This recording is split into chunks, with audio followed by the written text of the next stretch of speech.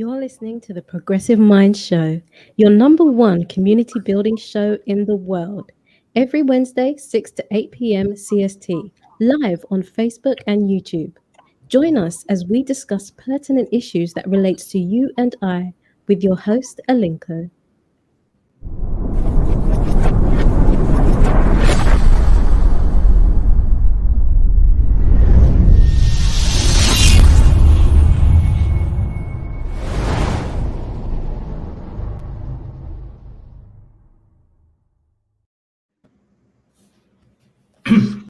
Hello, everyone.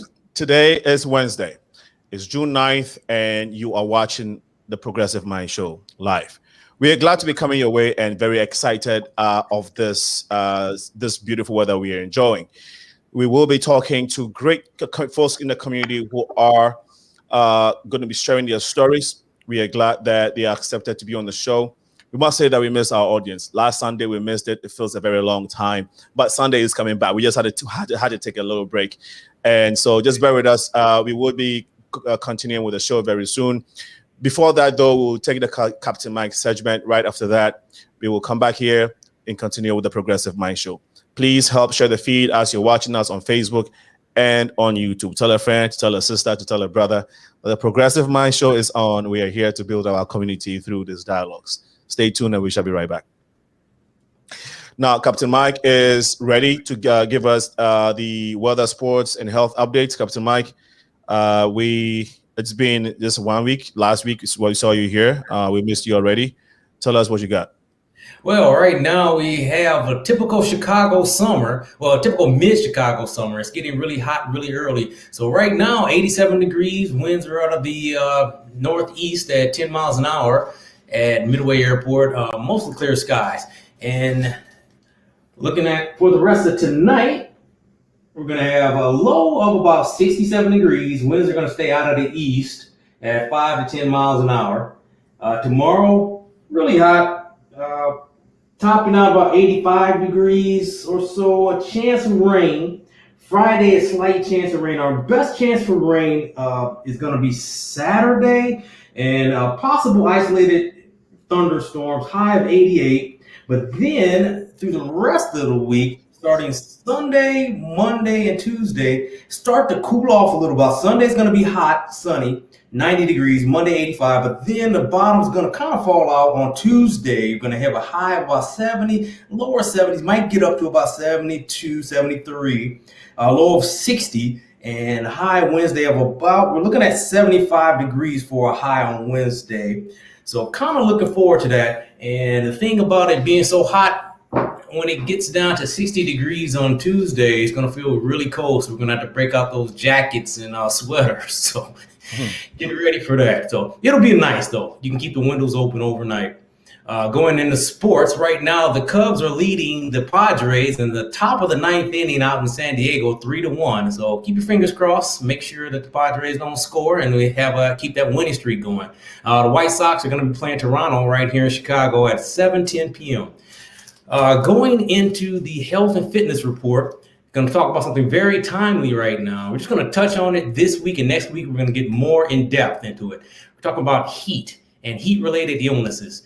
And heat is one of the leading causes of weather deaths in the United States, hundreds every year. Heat can be very taxing on the body, and heat illness can happen very suddenly and quickly. It can happen to anyone. So if you're in shape, you work out, doesn't matter. Everyone is at risk. So make sure that you're kind of looking forward to that while you're out in the hot weather. But some people are more susceptible than others. So young children and infants, make sure you keep an eye on them. Older adults, people with chronic illnesses, pregnant women especially. Now, watch out when you leave your children in a car, because children can die in a hot vehicle in less than 10 minutes. So that's very important. So be careful and check in with your loved ones. If you have elderly parents or grandparents, make sure you give them a call. Make sure that the AC is working and everything's okay. So we touched on some heat-related activities right now, but next week we're going to get more involved. We'll talk about heat cramps, heat exhaustion, and heat stroke. What causes them, how to prevent them, and if they were to happen, how to alleviate the symptoms. So with that, Sino, we're going back to you. My brother, thank you so much. As always, you come here and you deliver, give us the latest in these three categories. We appreciate it. That heat update was very, very profound and needed, because I was just having that conversation with my sister the other day, and people do this a lot. You know, hey, let me just run to the store real quick, and the child is in the car. You get in the store and you are distracted for a second, and you completely forget that the child is in the car. So this is very, very important. So thank you so much for bringing that up. We wish that you can. We hope that you can go and spend the rest of the evening in a nice, maybe just get a a bottle of beer and chill and just relax after work. How about that? Well, it's the wife's birthday, so we'll be out at dinner, making sure I don't mess up anything. Even better. Yeah. All right, my brother. Thank you, and we shall see you next week. All right. Take care. All right. So that was Captain Mike with a segment. We would be going into the conversation this evening. Welcome again, everyone.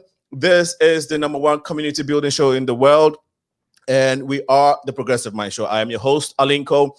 Today, we'll be discussing how people with multicultural identities navigate the divide between the various cultures.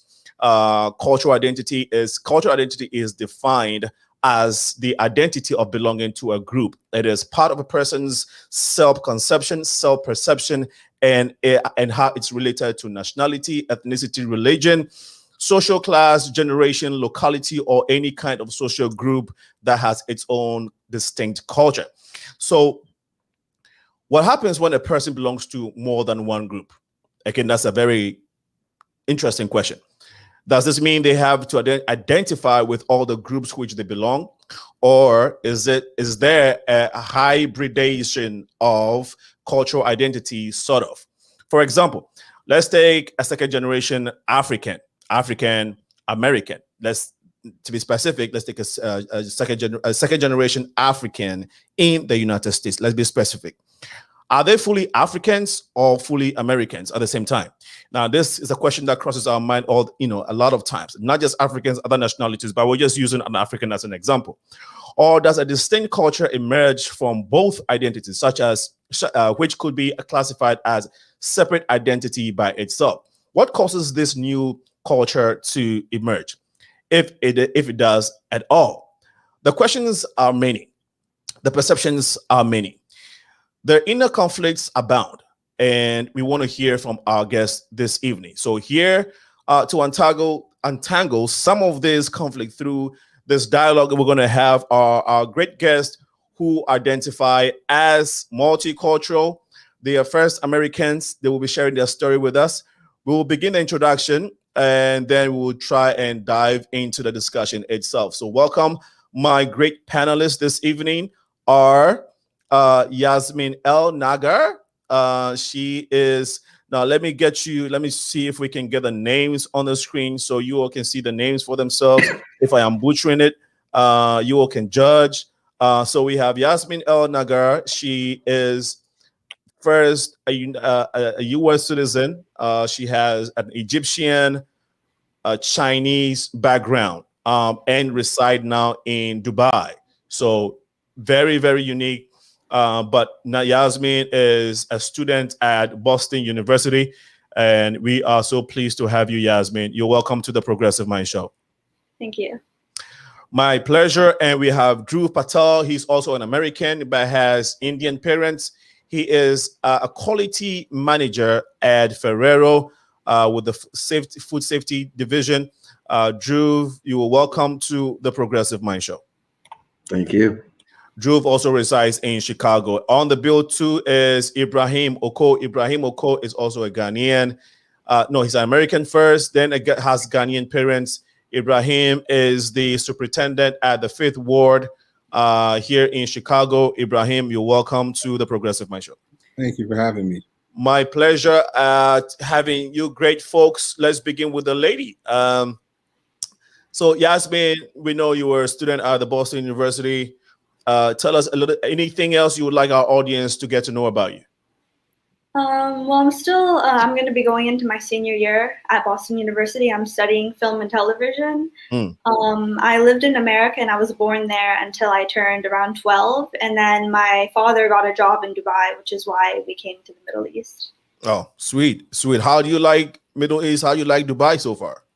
I really like it. I really like how international it is. You got a lot of different cultures because, the Middle East is in the middle of the world. And so I really like that about it. Is it why it's called the Middle East? No, I'm just joking. No, but yeah, you said you like Middle East. You like Dubai a lot. So it's obvious, right? Who wouldn't like to live in Dubai?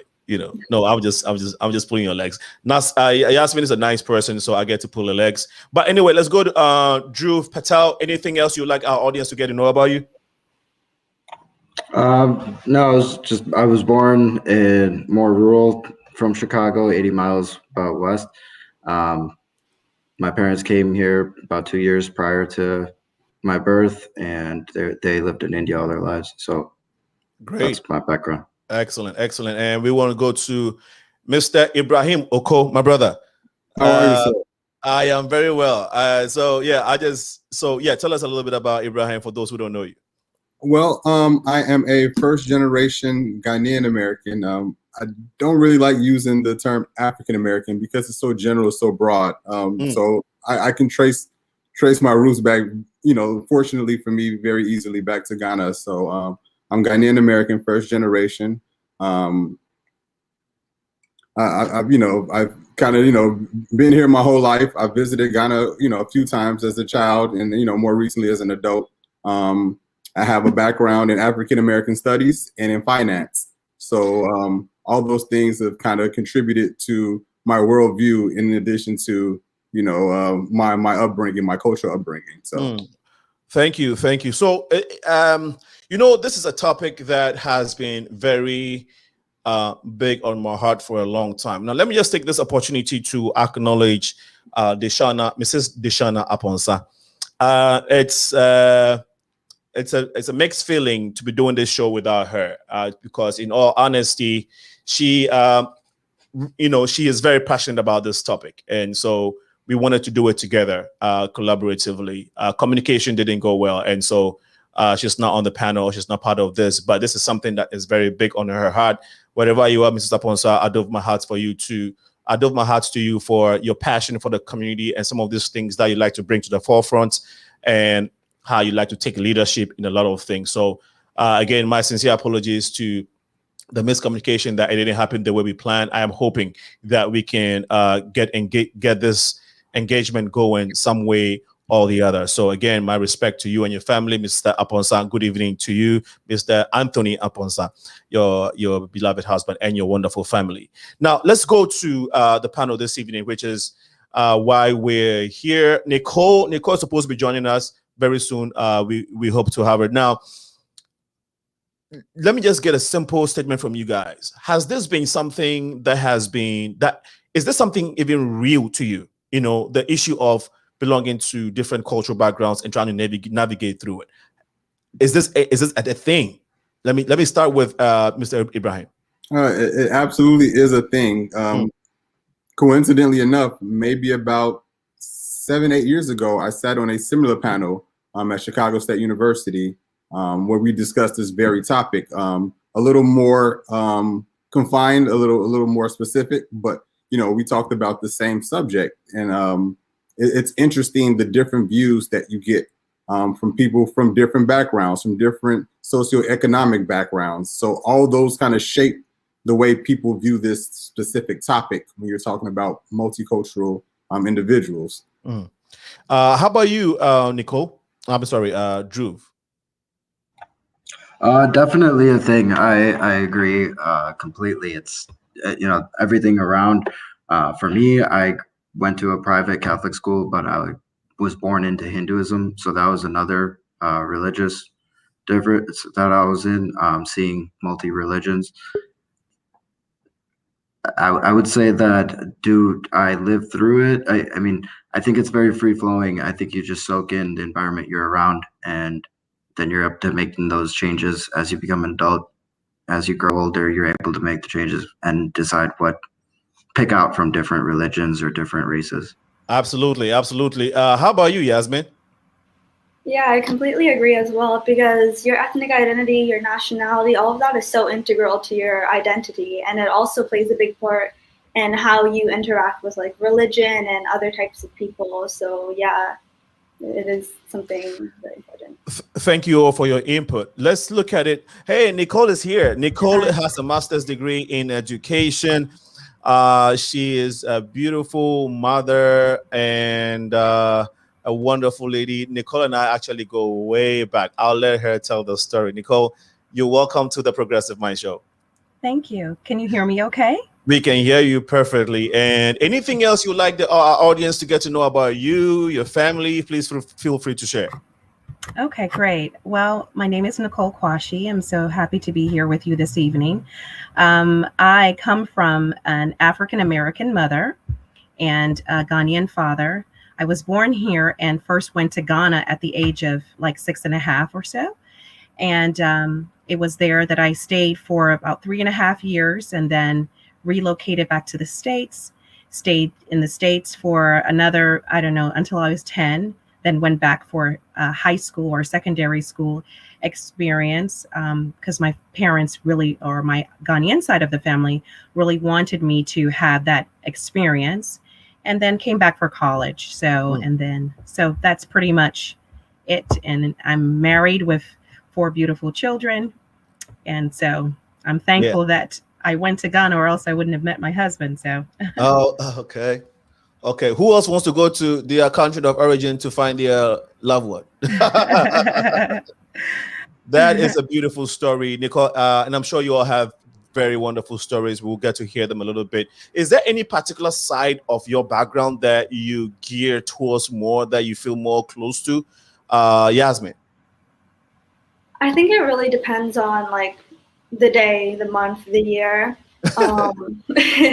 Yeah, it depends on also what type of spaces I'm in, who I'm surrounded by. And it also, I think, kind of works in a way that's ironic, because I feel like I actually lean more into the side that I'm not surrounded by. And for example, like I grew up in a predominantly white town for a lot of my childhood. And I think when I was there, I felt more different. So I leaned more into feeling Chinese and Egyptian. Whereas when I moved to the Middle East, I was so like fixated on how I felt different, how I felt unaccepted by, Arabs. And so I felt, oh, I'm more American now. So it really depends on how I'm feeling and who I'm around. Wow. Is that in itself throw you into a state of confusion? 100%. And it's, it's very upsetting a lot of the time. Yeah.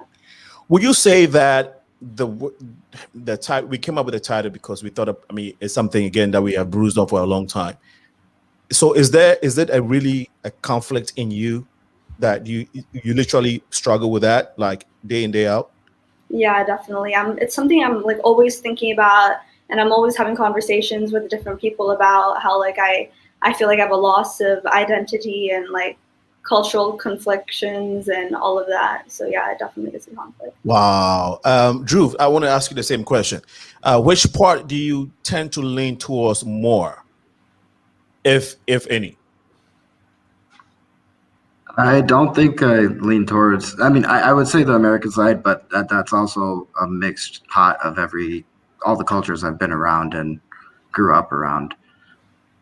Okay. Now, would you also, the same follow-up question for Yasmeen, would you also say that this is something you live day by day? Would you agree to the word conflict, internal conflict, like, cultural background conflict? Would you agree to that word? Yeah, definitely. No, sorry. No, I meant DHRUV. I'm sorry, Yasmeen. Oh, okay. I'm sorry, could you repeat that? No, I'm saying that the word conflict, do you literally live it? Do you feel that when we use the word conflict, is it something that is real and you live it, most part of your life in this country? The conflict of cultures. I would say so. I think that with it, I became closer to like the Indian culture once I reached college. After I got into college, I met a lot more people who were a lot more cultural than me in that sense. And I noticed that the community was very large. So after that, I realized that there has been some conflicts in the sense of everyone has a different gauge of how much they know about other being multicultural and how much they know about other cultures. And I myself don't know everything about every culture, but there's certain strengths that I have that and certain understandings that I don't have. Nicole, would you agree to the word conflict? Well, I believe that it depends. Like, is your name Yasmeen? I'm sorry. Is it Yasmeen? Yeah. Yes, I believe like it depends on the space you're in. I have often experienced when I'm around my people, my mother's friends, and they're referring to Africans and perhaps the different what other people believe that for instance, Africans come here and, they think they're better or whatever have you, but it's not really that. It's you come from a different place. You come from a place where there's a strong work ethic, right?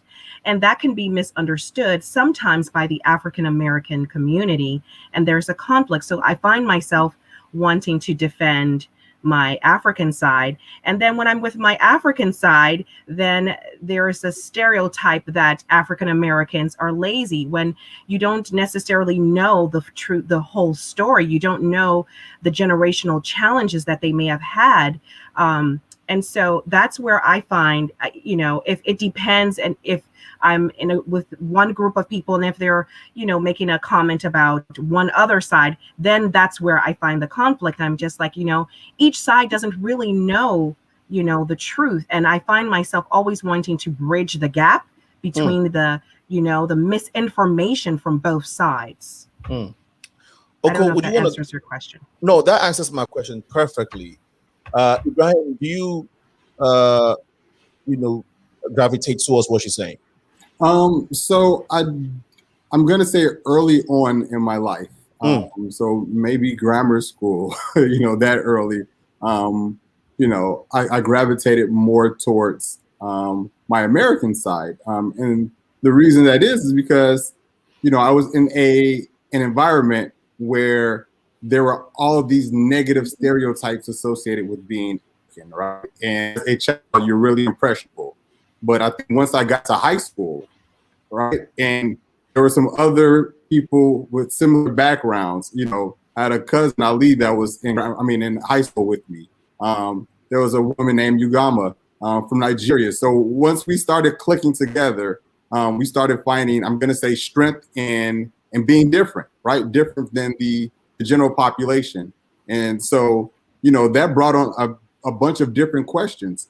People were interested, like, how do you live in Africa? Do they have electricity? And kind of being able, and being able to explain to them and show them, hey, look, it's no different than anywhere else in the world. It's not some foreign place that you see on TV. We're not walking around naked, and we're not climbing trees. And unfortunately, these stereotypes exist. So being able to kind of debunk these stereotypes and these myths about who we were as a people was very intriguing.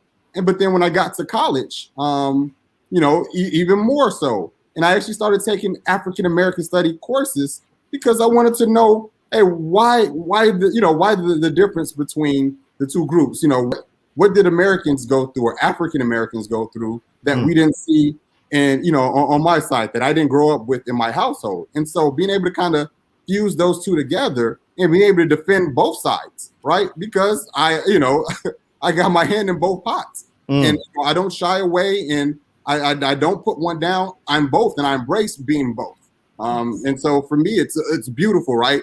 I get to my ear is different, right? I get to hear different languages. I get to meet different people. And I'm going to share a quick story with you. I don't want to get too far off topic, but even today, on my way home, I saw a lady in the middle of the street, and she was out of gas.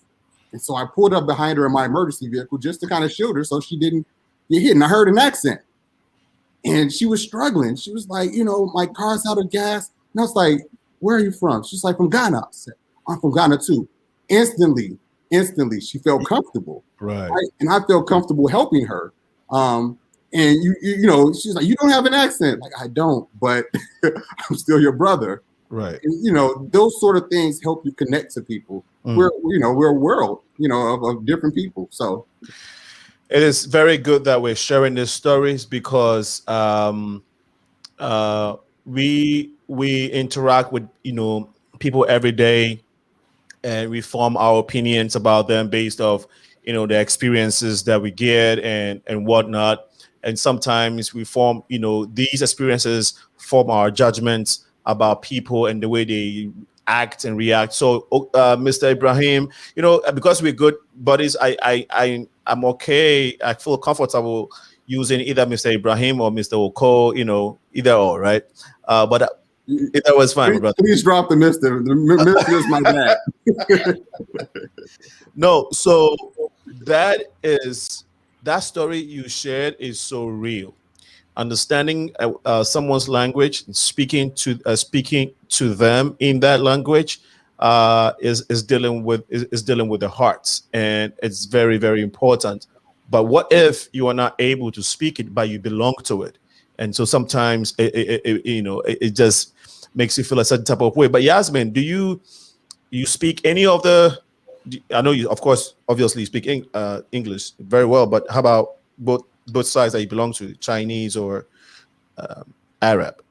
No, I don't actually. I don't speak Arabic or Chinese, and that is something that like comes up on a day-to-day basis. I'm constantly being asked by like parents of friends, doctors, teachers if I speak the languages, and I have to always say no. And, Right. Do you say that is something that's even bother you at all? Yeah, definitely, because I feel like it's oftentimes like weaponized against me. I've been told several times, even from like adults, oh, you're not really Egyptian because you don't speak Arabic. So that also contributes to the conflict I have and, the whole identity crisis. Yeah, man. We will come to some of the fine details of how belonging to multicultural backgrounds affect, your lives when it comes to your social cultural lives. We'll come to that. But let's look at politics. We know that for most Africans, if you're growing up, whether you're growing up with African parents back in the continent of Africa or here, one thing that you always come home to is probably CNN, ABC, or MSNBC, right? You have to listen to the news, whether you like it or not. African parents like to do that. Has that influenced the way you see politics, the way you react to politics at all, Nicole? I would say that actually not necessarily, because for me, I'm a Christian, and that is what takes precedence in my life. And so I am very aware that my parents and my relatives on the Ghanaian side have a very strong political view, but for me, I tend to lean more where from my Christian values and where I see Christian values being upheld. And actually, there could be conflict in that when for instance, I'll give you an example. If when a lot of as America has gone through a very tumultuous, time this past year, or the past 2 years, should I say. And during that time, I tended more to say like, okay, yes, let's recognize the challenges that are going through, but those challenges don't have to become who we are. Do you understand? Yeah. You make the decision for your life, and just because something has happened in the political realm, it does not have to dictate the life, and it doesn't have to dictate everything about you. And I feel as if on really, whether it is actually my African side or my African American side, I feel that a lot of times your political view dictates for a lot of people, the decisions that you make in your relationships and everything else. But for me, like I said, what I will say, it is my Christian values that takes precedence over my political, if I answer the question. Okay. You did perfectly. DHRUV, has your belonging to multicultural backgrounds affected the way you look at politics? at all? So to be completely honest, I'm not very political myself, which Okay. is why I don't have much of a conflict in that. In that area? Yeah. Okay. All right. So anything regarding, international affairs, that is not something that you care about. I wouldn't say I don't care about it. I kind of soak it in as a sponge, and I don't have any. It amazes me that there is political conflicts. So it's everywhere, and in every area. Everything we hear in the news, there's always different issues that are political in different places. And the older I've gotten, I think I've thought more of like, we're all still one human race. We have to work with what works for everybody. And so that in that sense, I haven't swayed myself in a specific political view. Excellent. And so to the point you just made, your worldview, you feel that, again, brilliant point. That point that you made, would you say that it was shaped by any of your cultural backgrounds, or you think that the mixture of it makes you see the world the way you do? I think both. I think it was both shaped by the upbringing as well as seeing the multicultural views and seeing everything happening around me, because I have family members that live in India. I have family members that have very recently come to the US, and even family members that grew up in India that are living in other places of the world, such as Australia. So I've seen their views. I've seen my own parents' views change over time. And I think that all has formed my views now. Yeah, that's powerful. We will take Oko's comment, and then I don't know if I had Yasmeen responding to this, but maybe after Coco, Yasmeen can respond to this as well. Basically, how has your background shaped your view when it comes to politics? Well, as you know, I've been working for an elected official for the past 9 years and some change. And so it has vastly impacted the way I view legislation, the way I view policies. I remember being in college and hearing these conversations around immigration, and people, that look like me, African Americans, would often think that immigration issues were strictly for people of Hispanic descent. And, like, it's just about Mexicans. I'm like, well, it's, and then it's, I got more and more involved and more engaged, understanding how it impacts people that come from my home country, how it would impact, my grandmother wanting to come visit me, or an uncle wanting to come visit me, differently than it would people of European descent. I've rarely heard of people coming from Europe having an issue entering the United States, whether it's to visit, to live, to have children, whatever the case may be. And so it's, impacted the way I view politics, because I want to make sure that people that come from similar backgrounds like me are represented, be it in, the political arena, or just via legislation that introduced, or policies that are introduced and stick. You want to make sure that people are being represented. And typically, it's bad enough that African Americans who built this country aren't represented, let alone, the child or a son of an immigrant. Wow. That's, again, thank you for sharing such powerful stories, and we can all relate. I'm not, I don't have, your multifaceted background or your multicultural background, but this is something we can all see and feel and relate to. And Yasmeen, you want to respond to this quickly? Before that, just want to recognize folks who have joined us on Facebook. Bridget Amenyo says, hello, Progressive Minds. Rebecca Monte says, great show. This is from Enlara. She says, love the Progressive Minds. Enlara, long time no see you.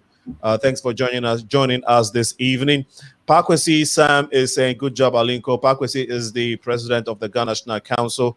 Pakwesi, what's up with Ghana Fest? To go or to come? to be or not to be? Let us know what's up. You know, we miss our Ghana Fest. This is from Black G. Royal Black G says, good job, Alinko. Royal Black G says, the CEO of Trend Africa TV. My brother, thank you so much for joining in and putting out your comment. This one I'm not able to understand. This is from Maximat Dahir. We Qubit. Is that Americans? Can you help me understand this one? Mac, I don't know what that means, but anyway, thank you so much, Max Ahmad Dahir, for joining in. It's 6:35 p.m. CST. You're watching the Progressive Mind Show, and we are talking about the conflict in me, clash of cultures. We have this beautiful guest here. We missed one of our guests due to last-minute glitch. That is Odera. Odera was supposed to represent the Nigerian community on this very important conversation. Hopefully we can get it in the future. But Yasmeen, your response quickly, and then we can go for a short break. Yeah, so my father is a first-generation immigrant, and my mother is a second-generation. So I feel like that background has made me more sympathetic towards those types of issues. And I'm also like part of two different ethnic groups, Asian and Arab, that face a lot of discrimination, which makes me likewise more sympathetic to that type of those types of topics as well. So I guess that's kind of formed my political beliefs. Right. So would you say that you are very entrenched in politics? You pay a lot of attention and try to, you know, try to be part of some social courses, social projects that are geared towards, you know, bridging the gap in these ways? Yeah, I'd say so. I think that like increasing understanding between the different cultures of America is very important to me. Right. No, that's beautiful. No, we only have one Christian on this platform, and she doesn't look at politics like that. She just, her Christian values, you know, influences the way she sees politics, and that is Nicole. Nicole, I'm just pulling your legs. Okay, that's no problem. No problem. I'm just messing with you. No So we will take this short break. When we come back, the conversation about the conflict in me, clash of cultures, will continue. Now, if you haven't yet shared the feed, we encourage you to do so. This is the Progressive Mind Show. We shall be right back.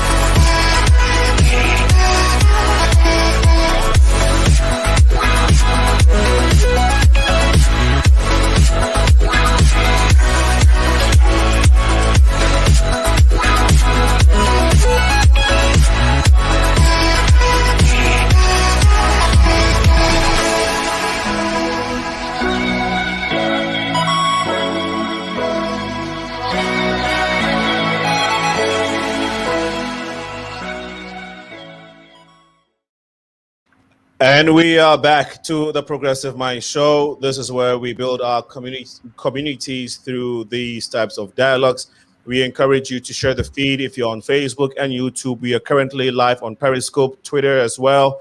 And so please help us share the feed so we can all engage in this topic we're talking about today. John, my brother, John Oben, has also joined us. John is a potential, or I'll say, an MIA co-host of the Progressive Mind Show. My brother from the Cameroonian community. He lives in Texas. Congratulations on having a fresh new baby. In addition to your family, beautiful family, I say God bless you and your family We wish you the best from the Progressive Mind Show, and I'm sure my guests here share same sentiment.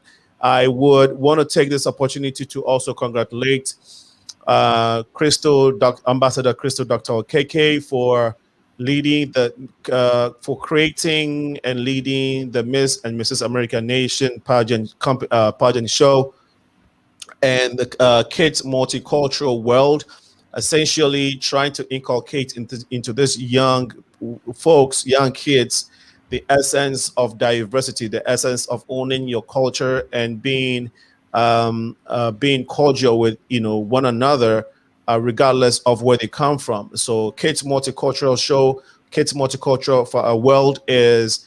We're proud to be associated with you. This Sunday was a very big and successful event. I say that God bless your mission, and to all the kids that participated, we are looking and we are hoping that you become the world leaders great exemplary world leaders that we expect based off the training that you're getting from your parents and from the good people in your community. We also have an event coming up tomorrow at the DHRUV Museum. For folks who are in Chicago, you want to check out DHRUV Museum.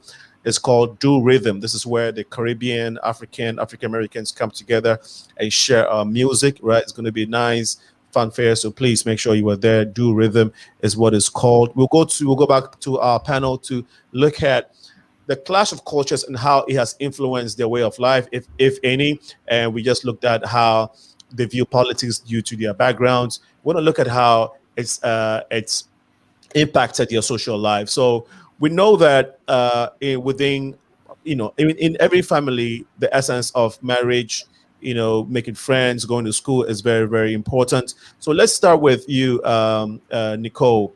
How has your background affected the way you deal with people, even your choice of partner and all of that? So that's a great question. I actually am so grateful for my for coming from two different cultures. I do believe that it has helped me see the world from a much broader perspective. In college, I found that I was able to relate to many different people because I had both the African experience and the African American experience. And I feel as if sometimes when you just come from one place, you tend to be a little bit narrow-minded sometimes, And so having the African American background, I can relate to the different challenges and the different struggles that my fellow African American people have experienced. And I can also relate to the struggle on the African side, how difficult it is if you want to be able to come to the United States of America to make a better life for yourself. And I feel as if that has helped me appreciate life more. And it helps me embrace more people. Like, I feel like I can be friends with just about anyone. It doesn't matter the background. When I was in college, I was the secretary of an Asian club, the only Black girl in the Asian club. I belonged to many different clubs where I was the only Black girl, and I didn't feel out of place. I felt okay. And I believe that that is as a result of growing up in two different cultures and just seeing the world from a different perspective. So I'm actually quite grateful for the different experiences I've had, And yes, there are, like the gentleman, Mr. Ibrahim, I believe it is, saying that, there are the times where I've had those questions because I went to school in the United States and I went to school in Ghana, and I would have the very awkward questions like, do you live in a tree? And I would be so stunned as to, really, living in a tree? No, we don't live in trees. We actually live in beautiful homes in Africa. And, just the questions from my African side, my African peers and friends from Ghana. So I would say that growing up in both countries and having both cultures has impacted my life tremendously in a positive way. And that's how it has affected your social life. And we will go more deeper into social life. DHRUV, how about you? Have you gotten the experience where your parents would, try to influence your decision when it comes to the friends you made, some of the parties you went to, some of the people you associated with, even your partner, somebody you wanted to love? Has that been a case for you? Yeah, definitely. With my upbringing, since I was in the private Catholic school, I was the only Indian person in this school. So there was kind of the two cultures of, there was school and the American culture, and then there was home. There were family friends, but most of them were further away. I feel that I really wasn't enclosed with the Indian culture outside of my parents' perspective or what was at home, my grandparents. After I got to college and I met a lot more Indians and I was in clubs, I was part of a dance team. That was an Indian dance team. There was a lot more connections, and there was more of me bringing my when it gets connection. 60 degrees on Tuesday. It was like I was correlating my perspectives of what I had at home versus others that grew up very strongly in the Indian culture.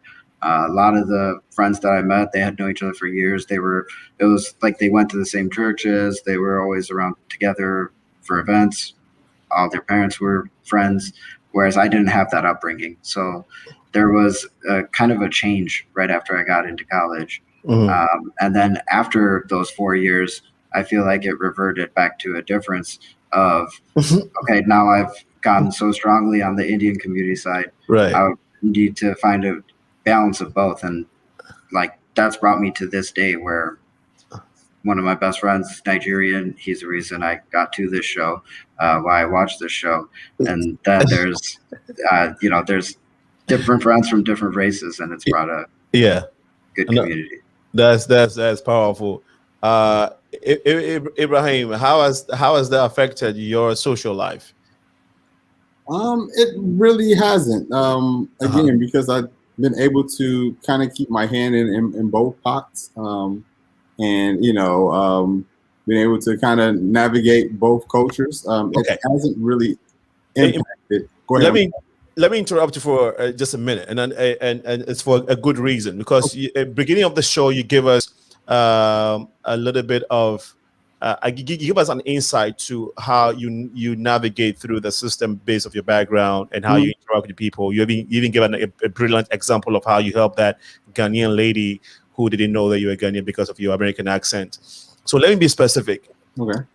Has your African parents, or did your African parents ever influence your choice of partner, or the clubs, the social clubs that you join and the friends that you mingled with? Like I said, I'm going to say no, especially when I became of age. Because I was able to make a lot of those decisions on my own. So what I can say is that it made me, my upbringing made me more acceptant of other cultures. So because I came from a different background, people with different backgrounds, were a good thing for me. So that's what I said. Even in terms of partners, I'm going to say this, and it's going to be a real blanket statement. I think, your parents want you to marry or be with someone from, a similar background, right? Be it religion or, economic, whatever the case may be. That's the point I was trying to drive. So why they didn't really steer me, it really wasn't a, hey, look, don't date that person, don't date this person. Okay. It wasn't that wasn't the case. I'm just gonna say, for me personally, I dated, when I was younger, just coincidentally, right? My wife now, I didn't meet her at a party with, other Ghanaians. I met her at a party of a neighbor who was, African American. We just happened to click, and I think, those circles that I've been in, because of the arena I'm in. My friends are white, black, green, yellow, some of them are poor, some of them are rich. None of that really was shaped by, I can say, by my multicultural upbringing. No, that's beautiful. That's beautiful. How about you, Yasmeen?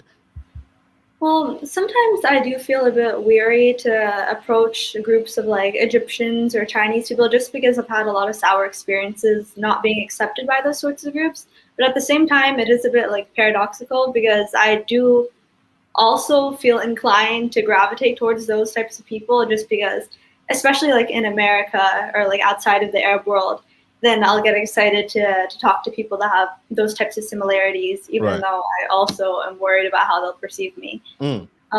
Otherwise, I also think that my multiculturalism does help me to connect to all types of races. So I am glad about that.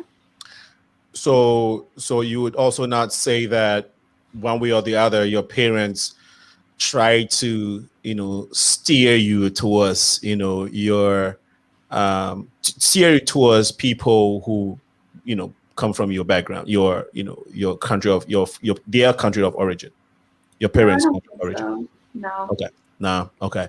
No, I I could think we have a actually- good. Excuse I think me. we have a very. Go ahead. If you, I didn't realize that was the question you were asking, but I can answer that if you have room for that. If not, that's okay. I have plenty of room for you, Nicole. So actually, what you are suggesting, I actually went through that when I was in Okay. college. Naturally, because like I said, I because of my multicultural background, I would hang with different people, but there was one particular gentleman who was from Burundi, and I liked him, and my uncle happened to be visiting from Ghana, and unbeknownst to me, because he realized that I liked this guy, he apparently went home and had a fit. And he was just like, there is no way that my child is going to be married to someone I have to take 10 planes to go and visit.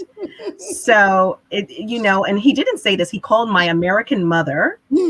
And so my American mother calls me. I was in college in my apartment, and she's like, Nicole, what is going on? And I'm just like, what are you talking about? So she proceeds to explain to me that my uncle is not going to have it, and that whatever interest I might have in this gentleman, it cannot go any further because he cannot travel that distance. And then I come to find out that my aunt tells me later, before I met my husband, she says, oh, listen, I was praying you to Ghana.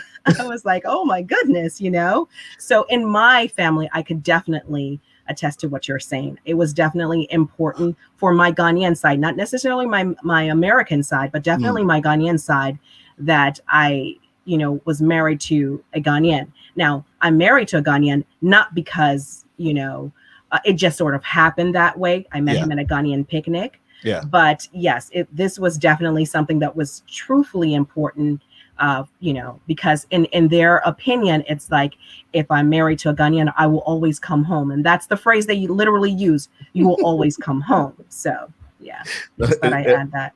No, it's very interesting and funny, because I can literally see African parents doing that. And look, great point. You marry the man you married to because that's what you wanted, and not it was directly influenced by them. But who knows? Secretly, your parents were probably praying and fasting. Most likely. I just don't know how. Hey, Ibrahim, you can attest to this, right? Sometimes I know your parents didn't do that, but you know what I'm talking about. It's back there. It's in the back. It's definitely back there. How real is this, DHRUV, in your community, in the Indian community?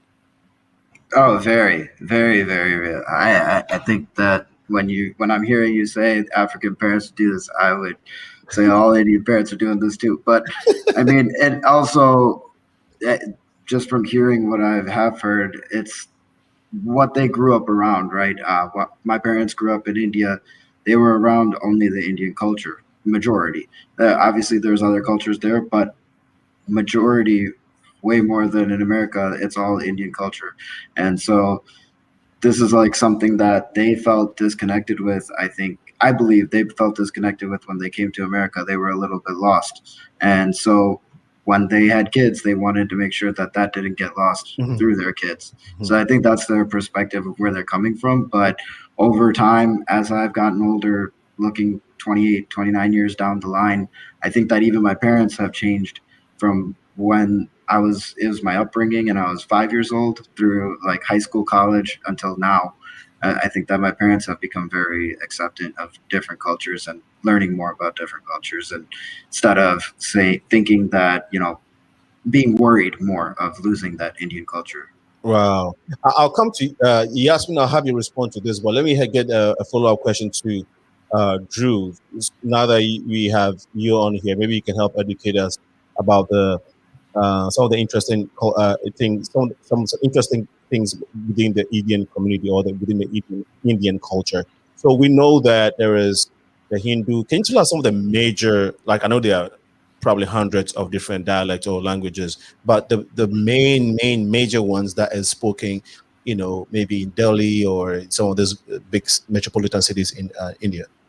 So Hindi is definitely the major language from the specific state that my parents are from, which is Gujarat. There is Gujarati. I believe there's about 13 and 13 different, but then there's minor dialects as well within those states. Okay, great.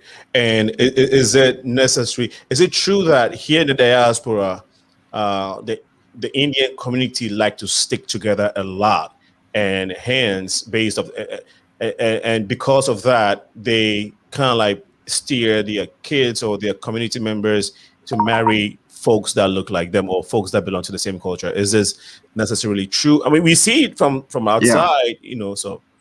Definitely. So it depends. I don't think I'm going to use the proper verbiage, but it's definitely true that if someone will want someone from the same area, especially I'd say more so like in like grandparents, since that's what they followed for our parents. They want to instill that still. But then there's also a side of me that while I was learning about Hinduism, so while in school, I took a class of world religions, and there was a topic of Hinduism in that class. Everything I knew was from home, so I hadn't had that strong knowledge background in Hinduism.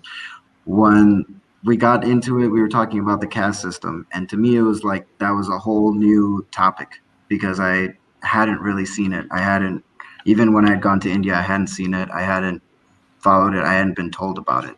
So it depends what level I think you're talking about. Right.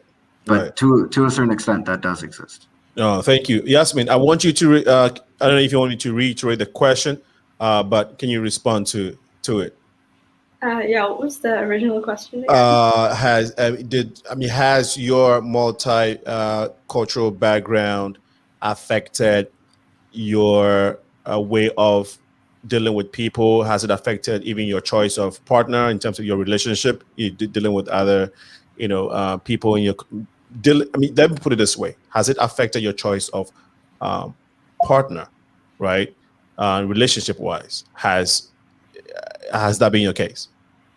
Not really. I feel like being like part of so many different cultures has kind of opened my mind. Okay. To, yeah. So you don't have that type of background or that type of parents that would kind of want to steer you towards the Arab community. Hey, you know what, you might want to come home to Egypt, or you might want to go to pick someone from Asia just because that's where we are from. Nothing like that.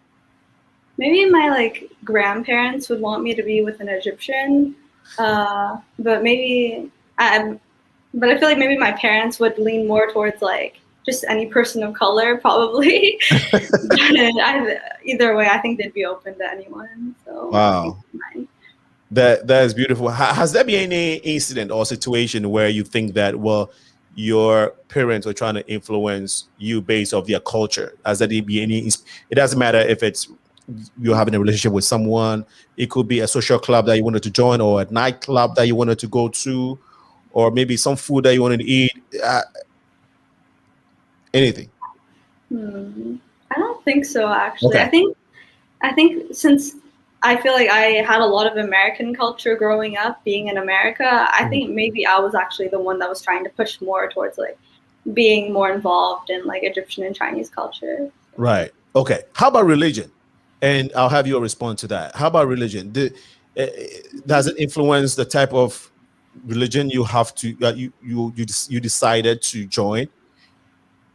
Well, I grew up a Muslim, and I'm still a Muslim, but I feel like my parents aren't that religious. So that's probably also affected my like relationship with religion, as well as growing up in America. Okay. So maybe if I was in Egypt, I'd be more religious. But yeah.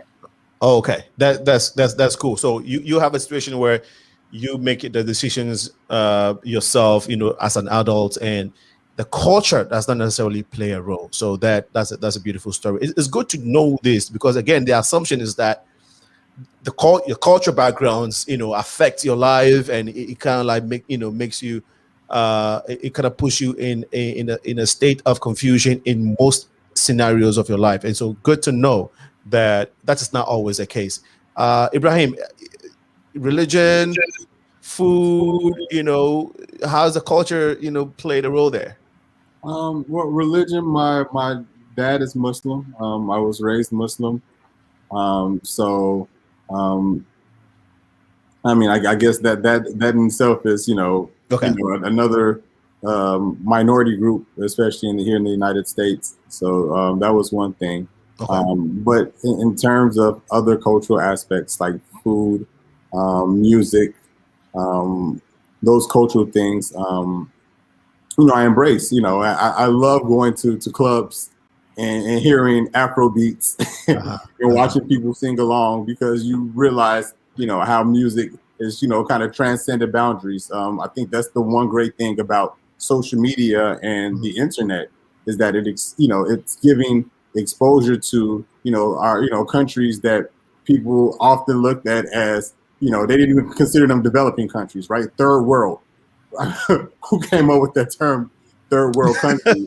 So, you know, even developing nation, like, no, we're pretty developed, right? We have infrastructure. So just kind of being able to see people embrace these things. Even when I look at the buzz around Ghana in December, right? Yeah. It's a thing, right? People are gravitating there. They want to go do Afrochella. And so, and I'm sure, you know, in some of the other countries, right? Just being able to give people a taste of what, you know, what your culture is all about.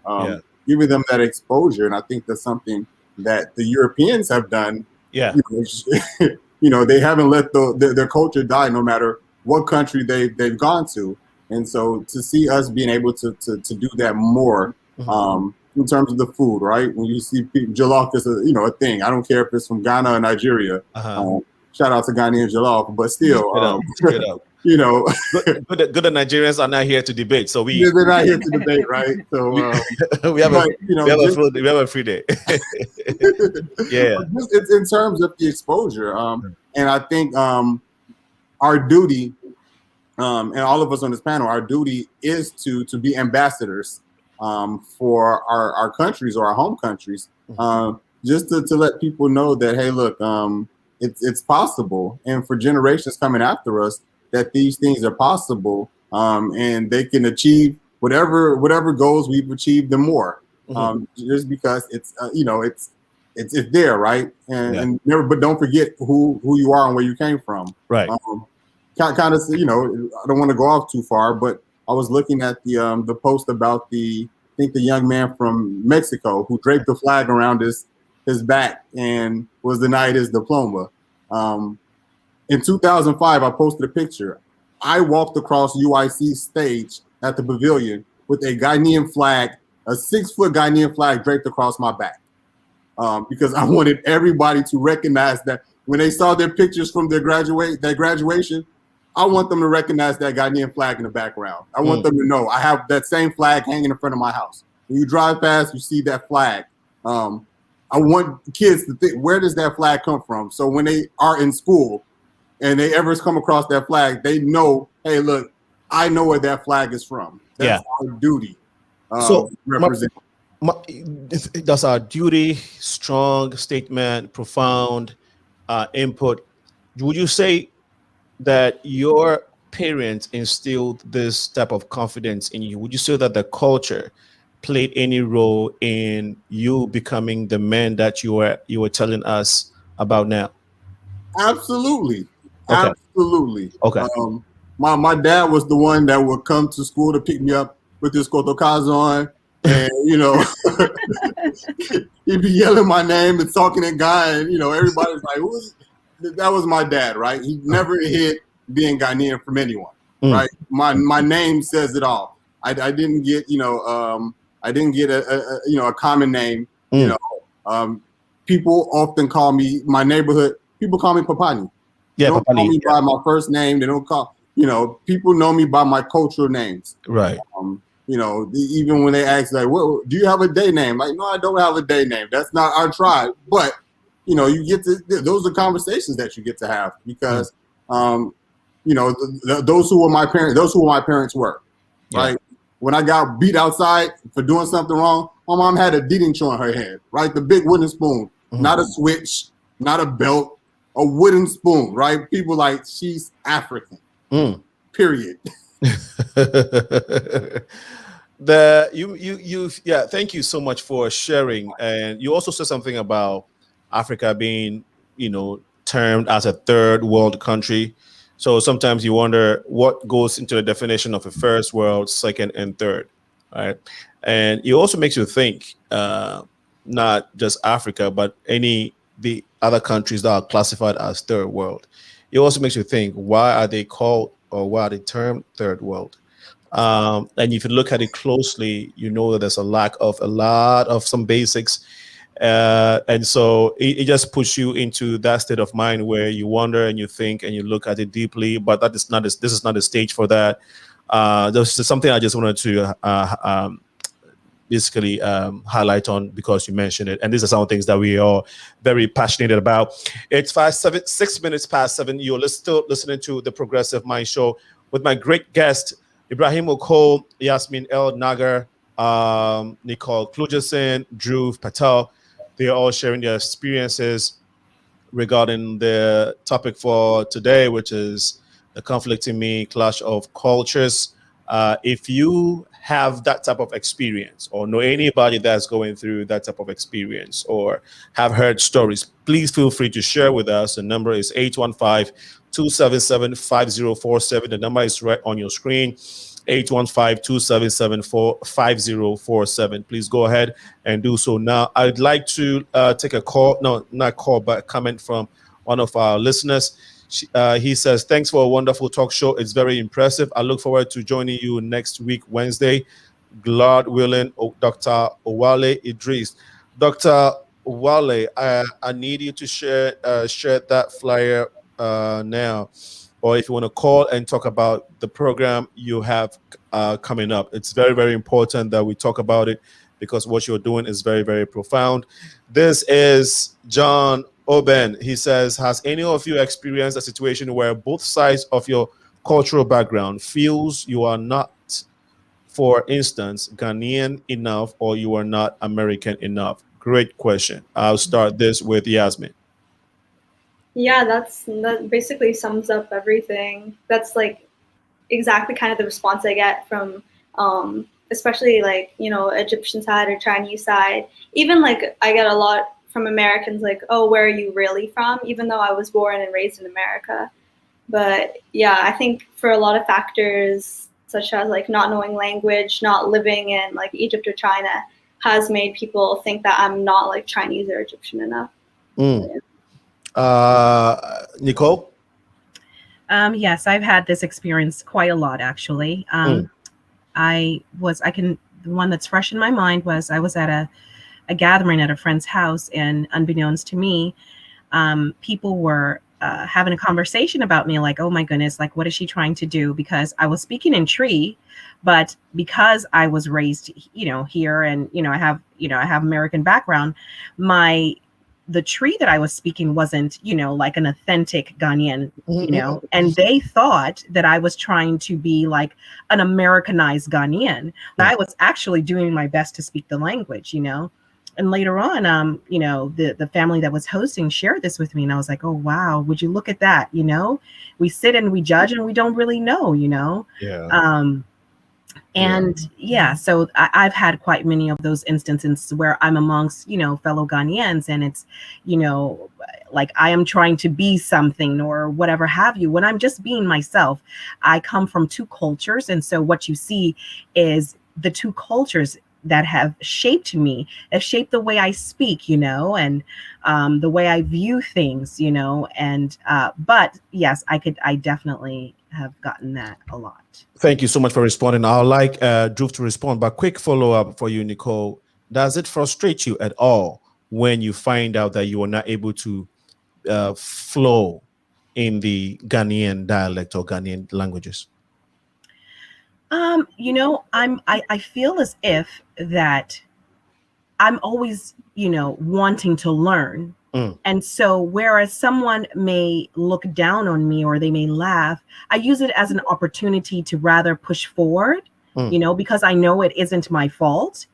So for me, it hasn't necessarily done. I do know that that can have, because I've spoken with certain people that happens too, and even my children who try to speak, it will discourage someone. But for me, it just encourages me more, and I make the mistakes and I learn from them. And I, you know, off camera, I can tell you some things that I've made mistakes. You know, I've said the wrong thing, which means something completely different. You know, and I'm thinking I'm saying one thing in the language, and I'm really saying something terrible. So no, I don't think it frustrates me. It just encourages me. You know, I do get. I would say the place I would get frustrated is when I am amongst people and they're speaking to me and I may not understand the language in its entirety, and they are upset with me that I don't understand it. That is what frustrates me, because it's like you're getting frustrated with something that I have no control over. Right. Yeah. Do you experience that too, Yasmeen? No, let me have all of you respond to the question on the floor first, and then we can dive into some of the things that Nicole said, because these are real. DHRUV, you want me to repeat the question? Like any situation where I feel like I'm not a specific culture enough. Yeah. I would say that on the Indian side, definitely. I've heard it. Have I felt it? No. But I definitely, with the family members that I have in India or that are now here, it's like, there was assumptions made. So the first time I was in India, I grew up speaking Gujarati. My parents had me speaking Gujarati. They made sure I wasn't like watching any television. So I kind of went into school in pre-kindergarten not knowing any English, and I learned everything here as far as English goes.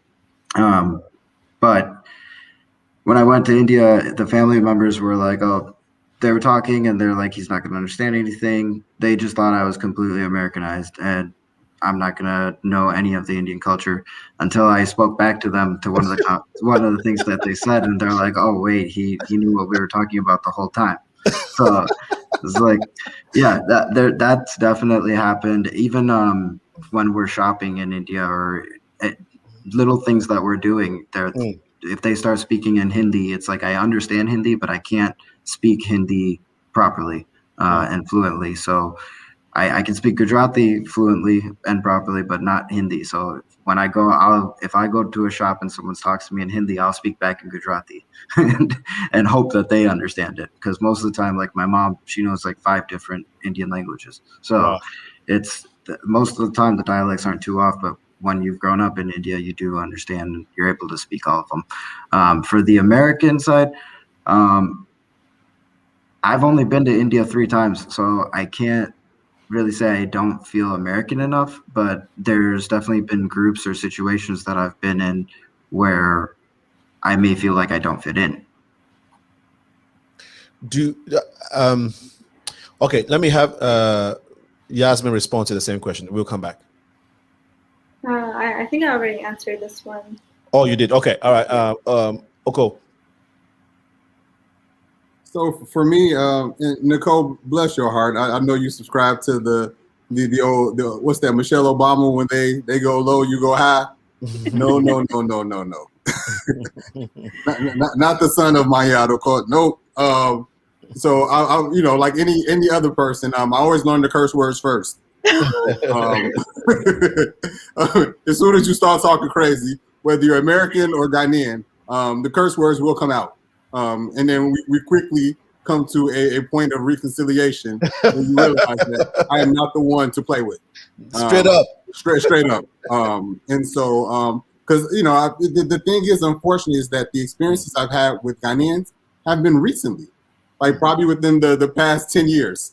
And it's usually with people that have recently come from Ghana.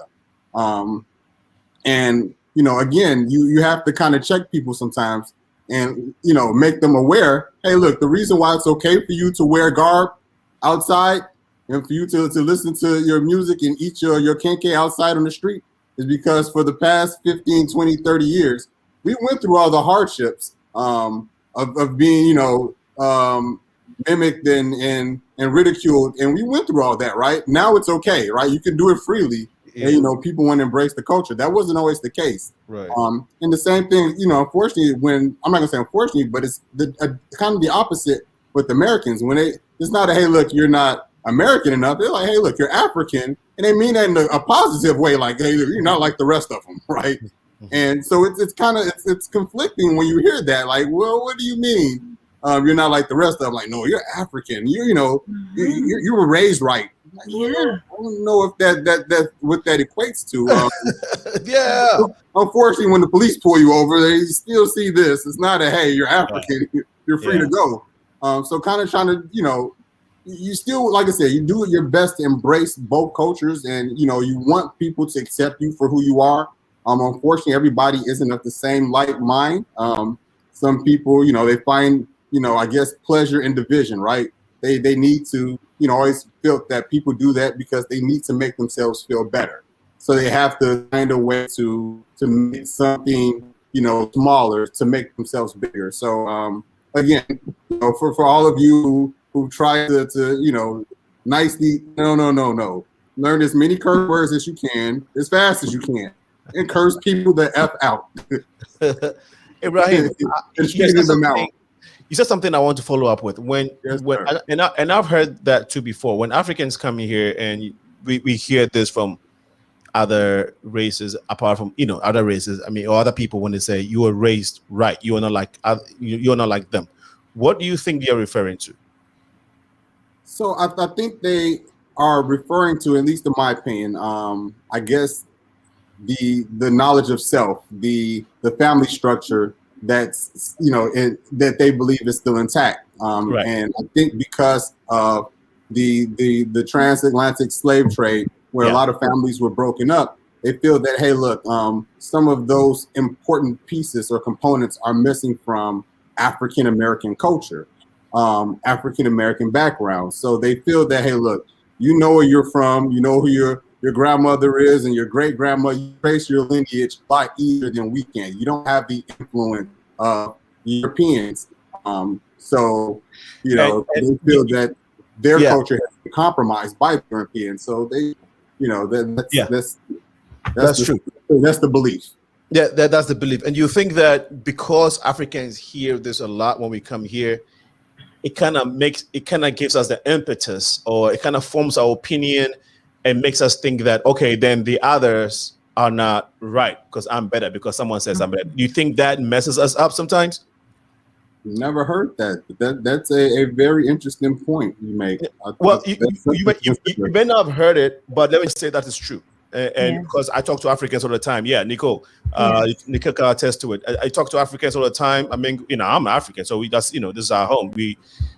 And you know, some of the things that form the opinion and the some of the things that actually motivates their action towards African Americans is because of some of these things that they hear, and there's some things that they see, and it makes them develop this false complex, you know, and makes them treat others, you know, in negative ways. So, brother, this is real. Nicole, any experience you want to share? Yes, you know, I'm privileged to have friendships with many different, you know, cultures, but within some, not all, within some African sects, or whether it's just Ghanaian or just African, period, there is a chip that's on sometimes the shoulder of, like, yeah, you know, in comparison to African Americans, and I think it's a wrong tip, right? No, absolutely it is. Yeah. Absolutely. And unfortunately, if you associate with people who have this mindset, then you develop the mindset if you don't have your own mindset already. And then yes, you do walk around with a chip on your shoulder, and it comes out in the way you communicate and the way you interact. And I don't prescribe to that, because just because you have a certain awareness does not make you better than anyone else. Your awareness is your reality, and it might be it might be an illusion. It might not even be real. I think it's a great point, Nicole. I think what is important is understanding. If you don't know, you learn from other cultures, learn from other people, understand, get to know and form good opinion based on facts, based off your own experiences, and not from not through hearsay or people's perception and opinion. So great point so far. 7:20 p.m. CST, you are watching the Progressive Mind Show live here in the studios of Chicago, and we are also live on YouTube. We have Grace Collinwood. Very interesting topic. Let's see here. And we have Rebecca says, I think people have to appreciate who people are and where they come from. Great point. She says, great panel. Thank you so much, Rebecca, for your input. This is from, I think we already had this question. Let me see here. Okay. So I think that some people have to get their chargers to boost their devices. I know it's a pretty long stretch on this show. 2 hours is no joke to be on a set to talk about any subject. So I really appreciate my guests for making time to be on this panel, be on this particular topic to discuss this. To be on this show to discuss this topic. We'll take a short break. We shall be back.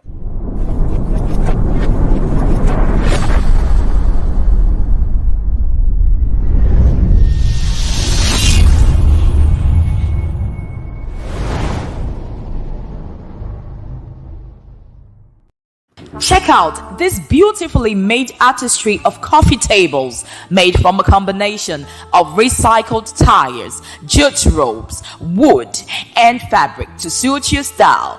Yes, we make to order. These coffee tables can help you make a statement in your bedrooms, offices, and living rooms. But remember, we only ship within the USA and Canada after shipping cost is paid. Call Jasper Designs on 1-306-203-2650 or email us at doduyayra@gmail.com. Follow us on Instagram at Jasper Love or follow Pearl Yara Agboka on Facebook. Don't be left out. Please place your orders now.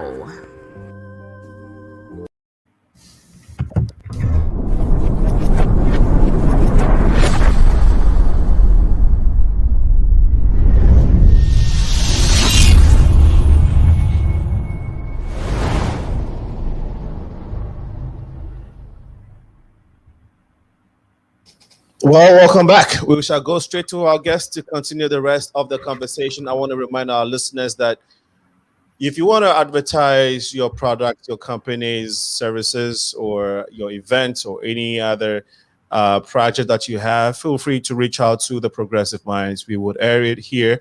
We would make an ad for you. We would make posters.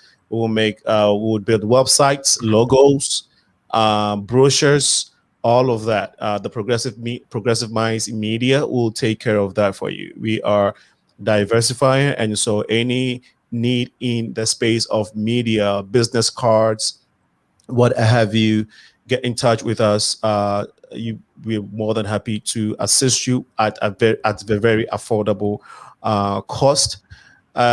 Our number is 815-409-9123. The email address to send your request to or inquiries to is info.progressiveminds@gmail.com. info.progressiveminds@gmail.com. We also encourage you to go to our website, thepmsshow.com, and make a donation to us. We are a non-for-profit organization, and we would appreciate your donation so that we can keep coming up with these important topics and keep our overhead, keep our operational cost going. So please be very benevolent and donate to the Progressive Mind Show. Again, it is the pmsshow.com. That is our website. We encourage you all to do so. We shall go straight to our panels this evening to continue the discussion. So let's look at I want us to look at economics, how your backgrounds may have played a role or not in your careers and whatnot. But DHRUV mentioned something which Nicole also touched on, which is the outbreak in the language. Do you think that maybe DHRUV, you speak very well, and I'm sure you appreciate the fact that you do.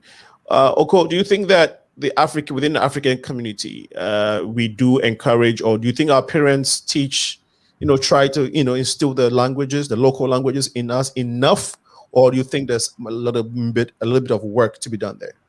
I'm gonna say that there's a bit of work to be done.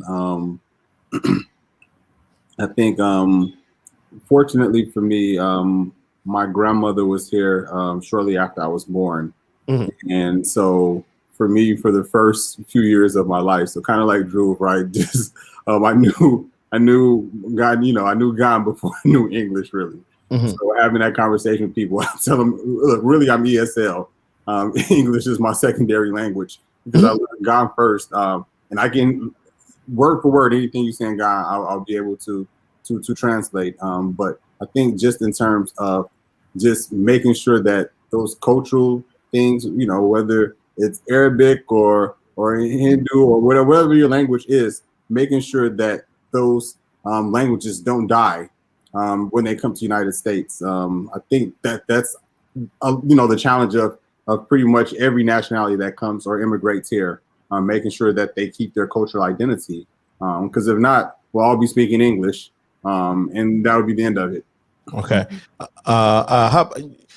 So OKOE, you can speak, somewhat fluent. I mean, the gun. That. Yeah. Okay. YASMEEN, you already responded to that. Do you think that maybe you would had wished that maybe you got more introduced or exposed to the two languages, Chinese, Mandarin, or Arab? Yeah, I think if I knew the languages, it would be easier for me to connect with culture because it is like a very important part of the culture. But as far as it is very important for parents to pass down these languages. In my household, it was difficult because only my dad spoke Arabic, and my mom speaks a bit of Cantonese, but she's not very confident in it. So I feel like in households where both of the parents speak the same language, it is easier to pass down the language. Though I do know in a lot of American households from immigrant families, they don't pass down the language and they try to speak to their children in just English because I guess assimilation and that stuff. So yeah, it is a very important. Nicole, thank you for saying. You said it's very important. How significant is that? How crucial is knowing the language and speaking fluently is to someone like you from different backgrounds in America? So it is very important, and I echo what IBRAHIM and YASMEEN said in different things, but it is important because in my experience, okay, my husband is half Krobo and he's half Ashanti, okay? Yeah. And while with his Ashanti side, which is his mother's side, a lot of the dialogue and the interaction, they are speaking in the language that they're comfortable in. And if you don't understand and can't speak the language, they're not intentionally trying to ostracize you. They are just speaking in the language that they're comfortable in. And so it would be beneficial for you to understand. Now, fortunately for me, because I did spend some time in Ghana, though I did not master Tree or couldn't speak Tree or whatever, but because I had prior knowledge and hearing of it, I was able to, while among them and where we used to spend a lot of time, I was able to learn the language. Now, I cannot speak that. I can't speak Tree like a typical Ghanaian person, but I can definitely hold a conversation and understand what you're saying. Unless you go to the really, the really deep stuff, then I can't understand. But it is definitely like, it makes a difference. It makes a difference. Like when you're, sitting in groups of people and they're having conversation and you want to participate and you want to be part of it. If you don't understand it, it kind of like leaves you out. So I definitely think it's important that I don't think a great job is done to help facilitate that knowledge for the children. Like in my household, this is the part where I agree with Ibrahim when he says that it is not a good enough job done. But then also Yasmeen said, her parents spoke 2 different languages. So like I have 4 children who I would love to teach a language, but I am half American and half Ghanaian. So the language I speak is it's not proper. Like when I say proper, like I may not pronounce everything as proper as a Ghanaian. So I wasn't confident to teach them what I know. So now they're left with no language. They understand in Ewe, Ofuan, which means how are you? Or in Tree, it's just saying how are you? And the response, like that. But they don't. If you place them in Ghana, they would be lost, and somebody was having a full-on conversation. So it's interesting that this question came up. I was speaking with a Nigerian friend of ours, and we were sharing the same struggle where they have their children and they just speak English. They throw a few words here and there, but then if we don't teach our children, the language dies. And actually, I made a pact with them. I said, this summer when school gets out, let's hold each other accountable.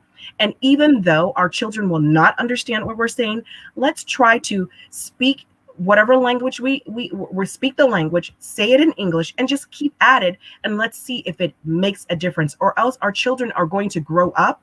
They will be, my friends' children will be Nigerian, but will not have any knowledge of Nigerian language, whichever language they speak.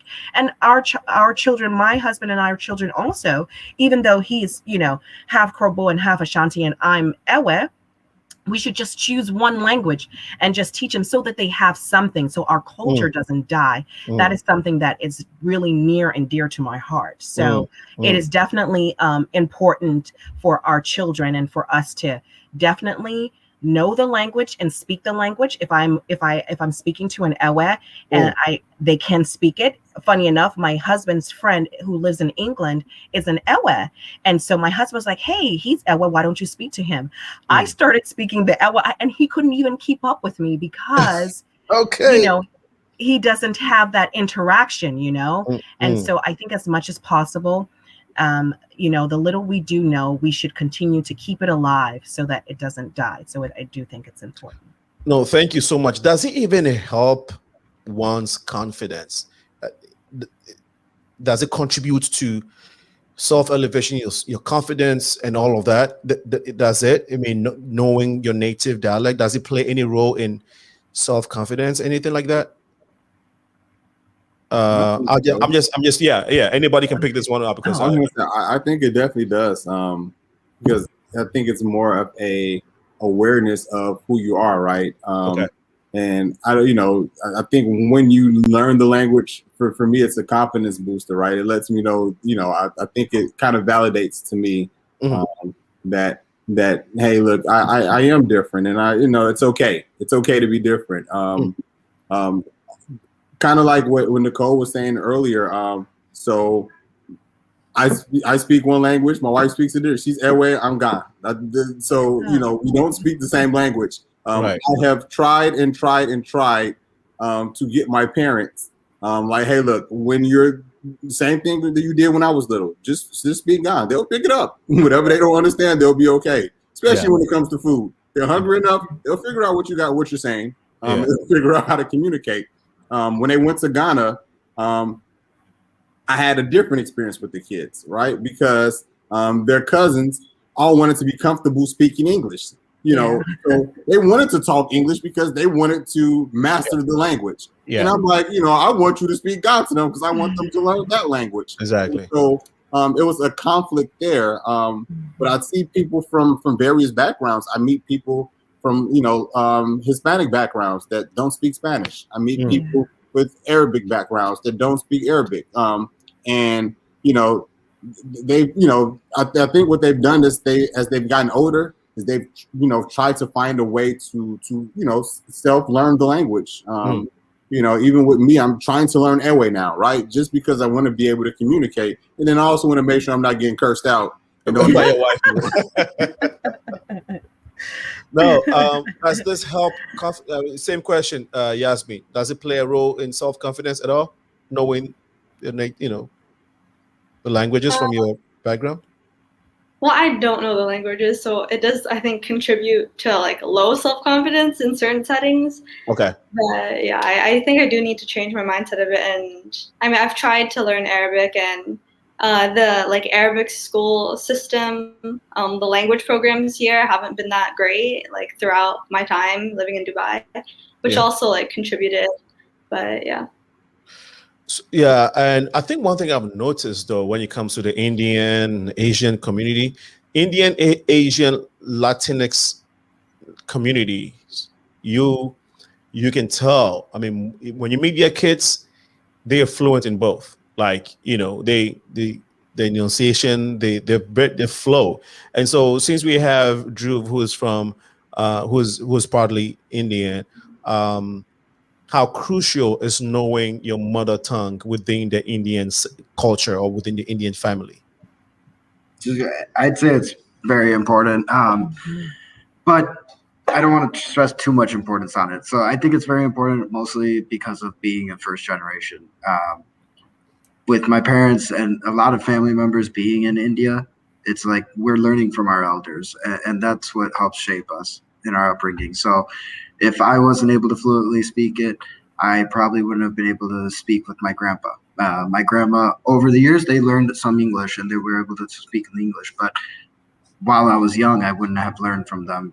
I wouldn't have been able to speak with them. So in that sense, I do think it's important, but also thinking on the future, and like Gujarati was spoken all around me. There was no English spoken around me for the first, like, let's say 4 to 6 years of my life, although I lived in America. So I'm thinking when I have kids, will I be giving that same environment? I don't think so. I'd be taking a call such as this one, speaking in English, or I may have work or any general calls I need to make, speaking around, I'll probably be speaking in English. So I don't think that it's too important in the sense of multicultural, but I think it is very important in the sense of being a first generation or having our parents coming from a different country. Would you agree that it has an effect on confidence? Yes or no? I think yes. Good, thank you. So we want to talk at this point. We want to look at how your multicultural backgrounds have affected your careers, how you look at the world in terms of economics, and all of that, if it has in any way. But before we do that, okay, let's do this. I want you all to, I know we've talked about a lot of social cultural stuff, but let's look at please tell us a story of how your culture had impacted you one way or the other, be it here in Ghana, I mean, in America, or at a point in time where you travel to your homeland, I mean, your parents, countries, or you went to an event, an experience. OKOE, you shared one with this lady, but I'm sure there are other ones. A unique story or a unique occasion where you think the cultures clashed and you had to navigate through it. Nicole, I know that you and I went to school back in the 90s. You were there for a brief moment back in Ghana and you left. And some of the stories we shared together, you shared one with me before the show, and it was profound. Please let our audience hear this. All right. So as Linko is saying, he and I attended the same school, and one of the things. And it's called Mauli Secondary School, yes. And it's in Ho, and it is in the Volta region. And one of the things they have the students do is to weed. It's just part of the skills that you develop at the secondary school. And weed is like, for all those of you who don't know, it's cutting the grass, right? And so they use, in America, we call a machete, but here in machete, but in Ghana, I think it's called a cutlass. And so, I was given the task to cut the grass. And so I stood there and I was just like, okay, I mean, I've never cut the grass before, but where's the lawnmower? And, everyone got a good laugh at that. And then they bring me this machete or cutlass. And so then I proceed to literally hold the grass, since they said cut the grass, and I literally start cutting the grass. And I don't know, some of you from Ghana, or, I don't know if, the rest of you can appreciate that, but that is not how to cut the grass. You literally have to hold the machete and you have to bend a certain way and you have to get down in there and you have to cut it. But, I was an American kid and you're telling me to cut the grass. So, I had to learn, and, it was embarrassing. But of course I learned from it. And, there's another thing where you had to wash clothes with your hands. Like, what are you talking about? Wash clothes with your hands? You use a washing machine to do that, right? But once again, I had to learn. I had to learn how to carry a bucket of water on my head, because if I wanted to take a shower or a bath, I needed to go to what they would call a borehole. I don't know what the reference here would be for people to understand. It's a faucet that you have to actually like pump to get the water to come. Yes, to get the water to come out. That in itself was like, what in the world? What happened to turning the faucet on and the water just flowing?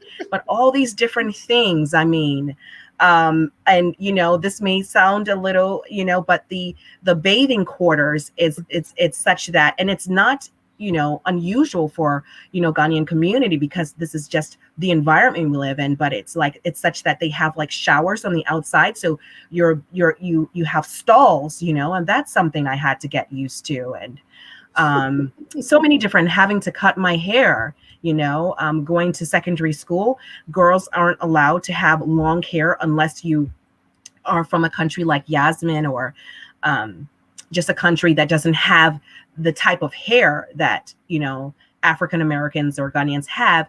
You're required to cut your hair. So having a haircut so low was just, it took some getting used to, Yeah. So I have a number of things to share. I know. And if you didn't cut your hair, okay, so you were either going to be punished, and that punishment has different forms. Yes. You could be asked to kneel down, go on your knees on the bare ground, sometimes with gravels. You could be asked to go fetch water with a bucket on your head. Yes. And the borehole, that experience, man, you guys should go boreholes in Ghana, right? It's literally a manual process where you are hanging on this long iron like metal rod. And you have to, at least when we were kids, we didn't have that strength to bring it down. So we had to jump and hang on it and literally, pull it down. And you have to do this severally. So, and these are some of the training that we had to go through. It was like a boot camp. But YASMEEN, DHRUV, Oko, I know you have a story, so I'll let YASMEEN share hers. YASMEEN and DHRUV, do you have a unique story where, again, you think the cultures clashed and it was funny, it was hilarious, embarrassing, whatever, but you had to navigate through it? Maybe not quite so like having to navigate it, but in like Asian and even Arab culture, academics are very, very important. You have to get all A's and do very well academically. It's very stressed. So even from like elementary school, middle school, when I was very young, during the summertime, it's supposed to be the time where you have to relax and you hang out with your friends and you go on vacation. But my brother and I, we would have these like workbooks, these textbooks that we would have to do every single day, fill out like all these math problems and write book reports during the summer. And I don't think that's what a lot of my friends in America were doing while I was doing math.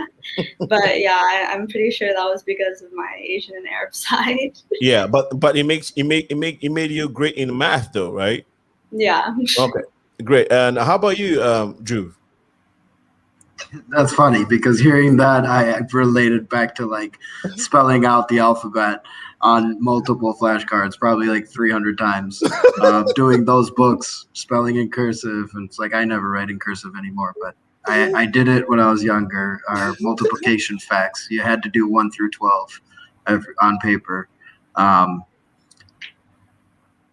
As far as navigating, I'm having a hard time thinking of a situation specifically, but I'd say like just keeping in touch with family has been interesting since we don't see each other often. We're in complete different time zones and we have different cultures. So there's perspectives that we each have of each other's cultures, whereas we haven't spent maybe the right amount of time to actually get to know each other's cultures. Right. Because it's like, I'm still Indian. My parents are still Indian. My cousins are still Indian, but I have an American side to it. My parents have now attained an American side to it. And so that's probably an ongoing topic. Yeah. Yeah. Say a scenario where you went to India and were hanging out with your cousins and they were playing a specific game and you had the American version of that game, or they were doing something and you have the American version of what they're doing. And so you were carrying yourself in American style and they, and it's contradicting and they laughed at you or you corrected them so nothing of that sort because. Well, yeah, definitely. I mean, so there's weird things that have happened. So like funny story is like, going to India, they were like, okay, give us the weirdest one. So first time I went to India, it was like, okay, this American child has come over to the house. We need to wash his clothes. I did not understand this, but in India at my uncle's house, all the clothes are hand washed. They had me change my clothes 5 times throughout one day. I was like, I wear the same t-shirt maybe 2 times a week, but here I am washing 5 different t-shirts in one day. You know, there's little cultural things like that. Their perception is like America is riches, America is clean, and I'm like, that's not necessarily the case. As like, if you're in America, you always have a nice car. That's maybe what you see in pictures, but that's not always the right reality of it. Yeah. No, thank you so much for sharing. Oko, Papani. Let me just say Papani. Papani. There you go. Yeah. Ni, for those who don't understand, so Ni means chief, right? In Ghana. Yeah. So a king or chief. That's and then you can also use Ni for a grandfather or something. Yep. Yeah, great. Okay. Papa is Papa, like that. So Papa, right? It just you know, it's a cool way of trying to call your children. But yeah, go ahead, Nee. Yeah, but I mean, it's funny because I shared similar experiences to all of you on the panel. When we talk about the workbooks and you know, my kids, my friends out playing at 9 o'clock in the morning during the summer, and I'm sitting there with a book and I'm doing journals and all this other stuff. That was my summer. Nicole, when you talk about using the cutlass, again, because my parents were just African and they just, they didn't know how to be anything other than Ghanaian. I knew how to use the cutlass, a machete. Oh, wow. Why? I don't know, but I did. Yeah. we had several of them. They were just there. Like it was normal. Yeah. Even when we talk, we're talking about taking baths. Look, for the longest, right? I didn't even know that we had a shower in the house because my dad and my mom would give us a bucket and we would fill the bucket up with water and we would take a bath that way. Except for when company came over, right? And then we got fancy and we used the shower. I didn't know what a vacuum cleaner was, right? Because as a child, my sister, my brother, and I were the vacuum cleaner. Yeah. A Ghana broom, right? The broom, right? That's what we used. And while in Ghana, I didn't necessarily see people sweep, but we swept carpet with it, right? Carpet, steps, it didn't matter. We was, that was what we did. So a lot of the cultural things, I don't know if it was intentional or if my parents were just being themselves. But a lot of those things, even when we went to Ghana, were not foreign to me, right? It wasn't anything unusual because it was stuff that we had done here already. Mm-hmm. So when Drew talked about hand washing clothes, we did that. I remember going in 95, right? And I asked my uncle, I'm like, so where's the dryer? And he pointed at the sun like, all of this is the dryer, right? And so I'm like, oh, okay. So even now as an adult with a home, in the summertime, I take advantage of the sun. I have a clothesline in the back of my house, right? Because it's those small things that I think, one, keep you grounded. Yeah. But it teaches you, I think it teaches you some discipline, right? You know how to do things. There we go. Is there $20, $21 for? Yeah, there's some $20, $10. There's some money to be made, I see. Exactly. I mean, people are making money from this, and this is nothing back home. This is what we sweep. Yeah. So even like the sponge, when I saw, and those are the cultural differences for me. Like in high school, I played baseball, and watching people shower and bathe with a washcloth. Like, it's a face towel. They're like, no, it's a washcloth. You wash up with it. Like, no, this, and I pull out the kocha and that thing is hard. You're gonna scrub your skin off. Like, but that's what we used, right? Yeah. Again, my parents, like I said, they were unapologetically Ghanaian. They, Black History Month or whenever they had those assemblies, I was that one kid with the kente cloth on, and with a pair of Jordans on. Like, I just, that's what, we did. So I can't say that, I think my kids now, I'm trying to get them because, at times they find themselves embarrassed. Fortunate for them, my youngest is like 3 Ghanaian kids and a Nigerian kid in this class. I'm like, how? Where? Yeah. that was unheard of when I was in school. Like, I was the only one for miles. But just trying to get them to embrace. Like, I bought them a Ghana soccer jersey, and I'm like, no, wear it to school for Jersey Day. Like, no, they want to. Like, no, wear it. Like, people are gonna actually like it. And when they get the compliments on it, and they're looking at me sideways. So. Just again, it's just kind of bringing everything full circle and absolutely embracing the good, the bad. Pronouncing words like embarrass and hippopotamos. Just being unapologetically, who you are. Accent all. And I'll tell anybody on this panel that don't hide who you are. If you have an accent, let it shine through. If you pronounce words a certain way, who's to say that, in America, they're pronouncing the words correctly. We might have had it right this whole time. And it's funny. When I was at UIC, I took a linguistics class. And I'm sorry to hold you, but my linguistics professor was the first person to pick up that I had an accent. He was like, you don't pronounce this word again. And while no one else could pick it up, he could because he was a linguistics professor. And I kept failing my test.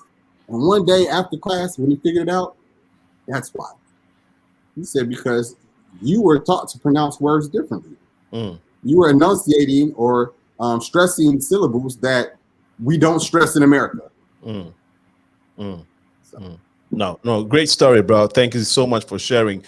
We're about 10 minutes to wrap up the conversation. We hope we can get everything else that's left in before we go. We want to appreciate our audience who have been watching since we have about 355 viewers now. Thank you so much. Please keep sharing the feed. Great conversation so far. A few comments have come through. If you want to ring and share your story or maybe jive with some of the things they're saying, the number is 815-277-5047. We also want to encourage you to go on our website, thepmsshow.com, and make a donation to the Progressive Minds, because that's how we can sustain what we're doing. And we want to go straight to our panel. There are a few comments that have come through. Let's see if we can take them. So Baba says, great show. Thank you so much, Baba, for a great job and for chiming in. Mustafa Oko says, so relatable. Great conversation. Thank you, Mustafa, for chiming in. This one is from hey, shoot, my guy, what's up, bro?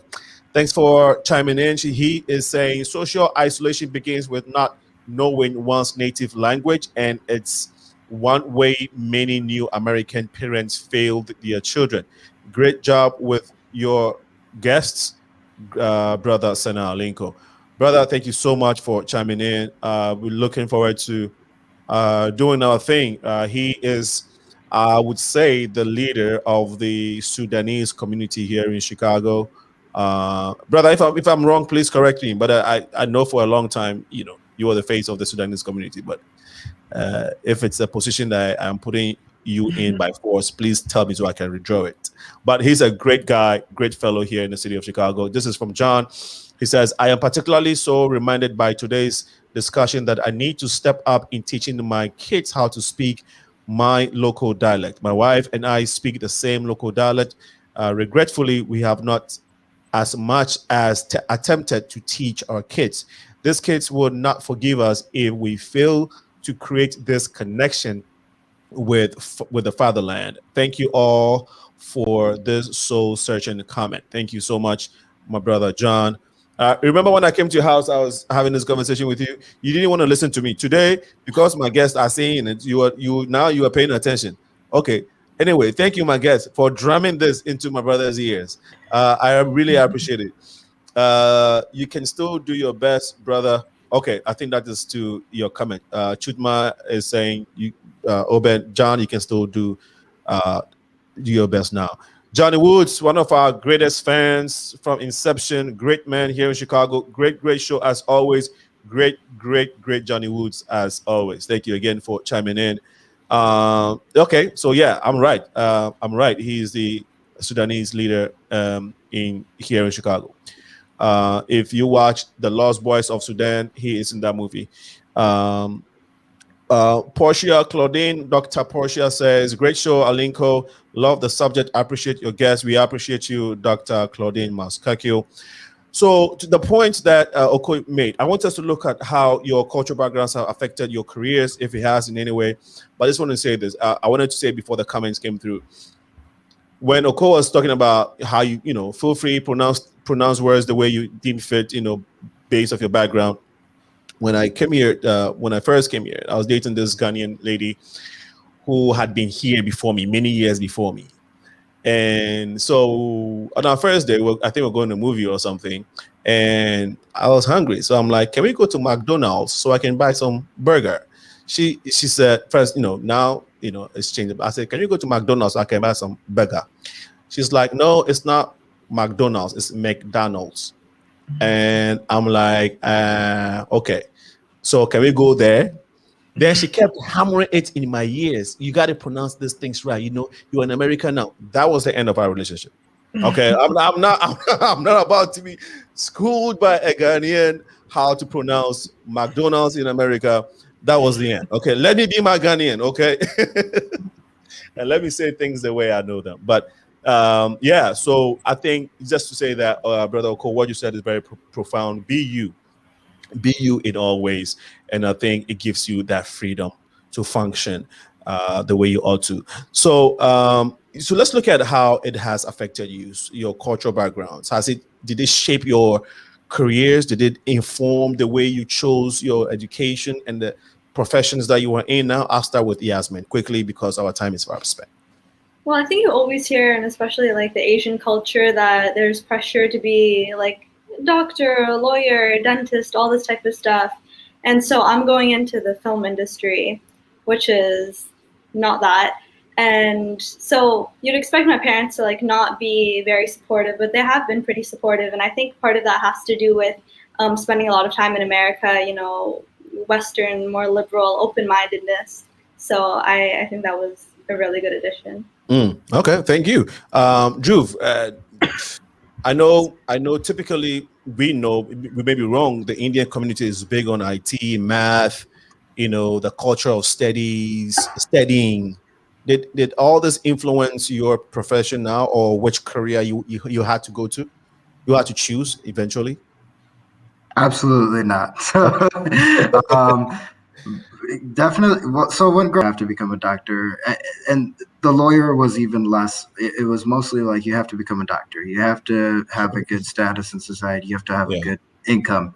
But then while growing up, it was also the factor that was the push. I studied biology. I worked at a pathology lab throughout college. Like I was well into the medical realm until I actually got through college and was like, this is not what I want to do. I don't think that this is what I'm going to end up being within in my life. So at that point, I was lost for a couple of years on what I wanted to do. And then I kind of just hopped around different careers. I found this career and I found that I could excel in it. And that's what's been my push. It wasn't up till recently. My parents have been supportive per se, but they would have, it's their sense of feeling of like, they would have had doctor because that's what they knew. Yeah. Now that they see me successful on my own, they're okay completely with my choices and the profession I've chosen. Now they're okay, but they did try to influence you based off the culture. Definitely. And it wasn't, I don't think it was more so the culture as much as it was that they came to America for something better. And they knew that in their head, they knew that like, oh, a doctor is a good career status to have. So they wanted a good career status where they didn't realize like, oh, you could do anything and become in a good career status or financial status. Quickly, did that put an immense pressure on you? Throughout schooling and prior to college and beginning of college, definitely put some pressure on me. I felt like that's what I had to do to be successful in their eyes.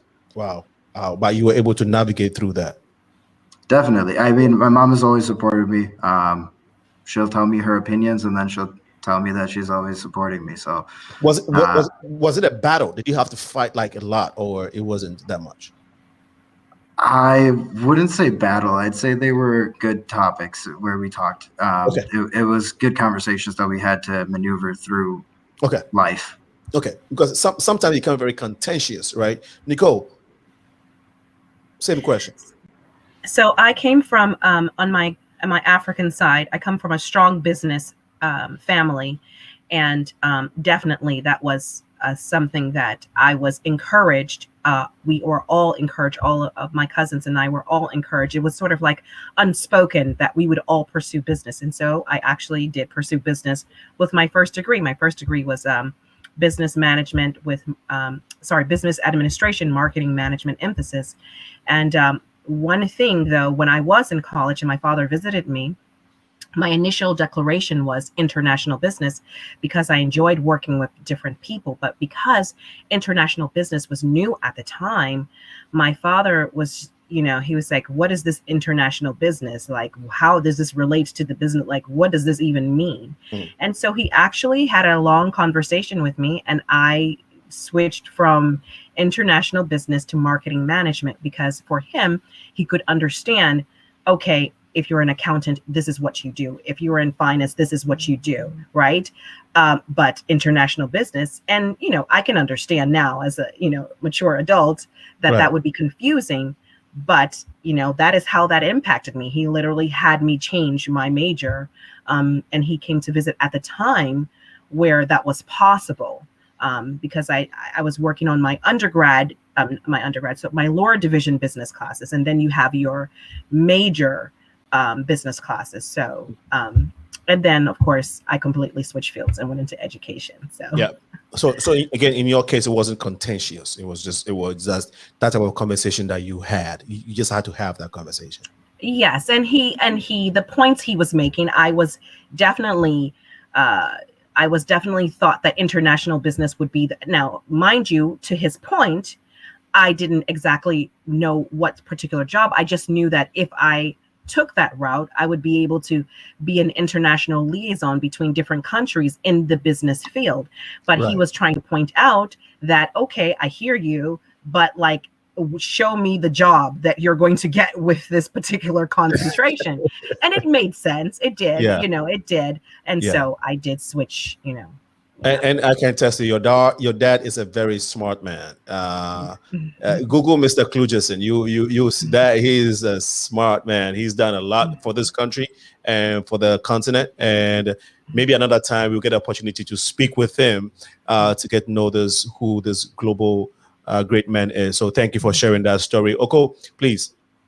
So mine, like many of the panelists, yours was brutal. Yeah, just as brutal. So my sister was is the doctor, right? So she got pushed to, I can't tell right now if it was something she always really wanted to be or if it was more influence, right? She was pushed into to become a medical doctor. Good. She was pushed there because look, it's a great place to be at. So it worked out for her. So she was pushed towards the medical field. I was pushed towards towards the judicial system. Like, go be a lawyer. I don't want to be a lawyer. Oh, you're good at it. Like, I'm fine. But so even up through, I remember watching that episode of the Muppet Babies when I was a kid.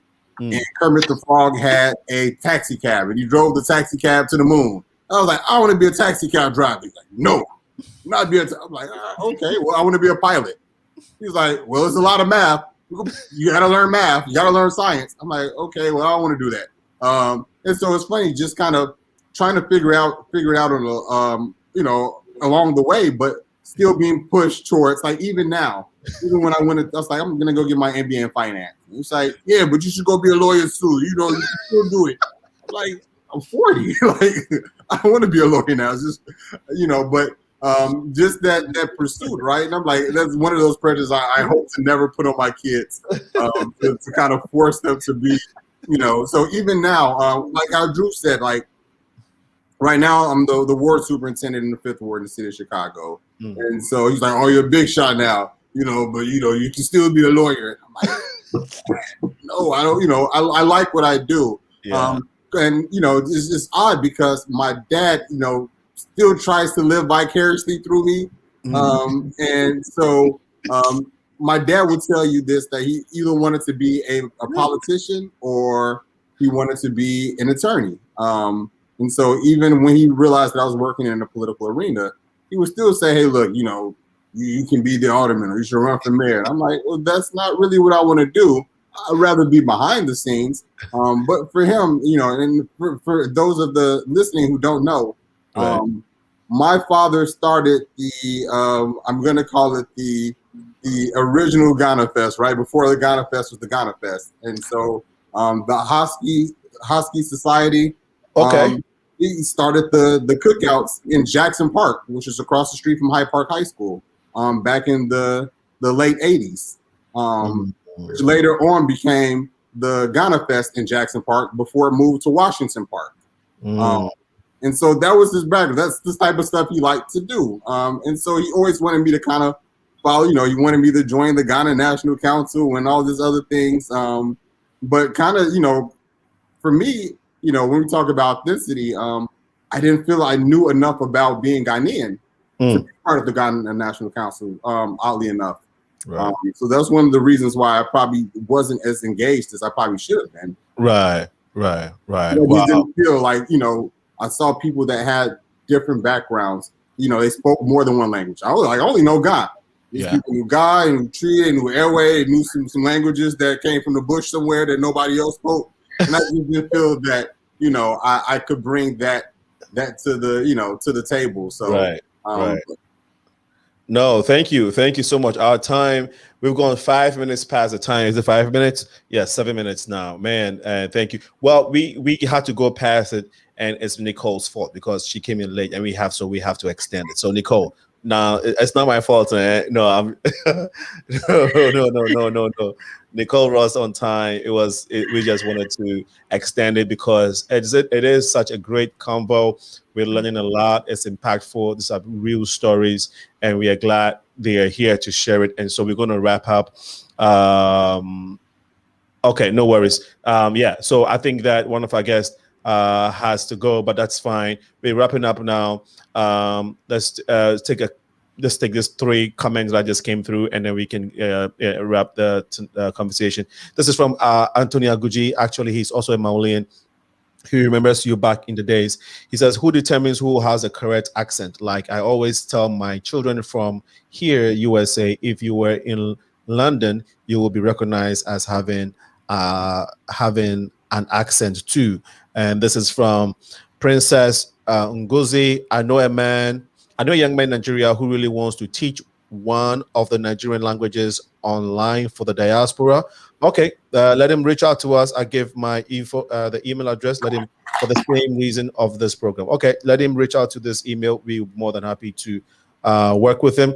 The issue of conflict, the conflict in me, clash of cultures on this episode has come to an end. We'll have our guests close us in a few seconds, their last words, and we shall try to connect with them again on another episode. So I'll start with DHRUV. Your last words, please. I just want to say everyone's got their differences. Some of the differences make what you are you.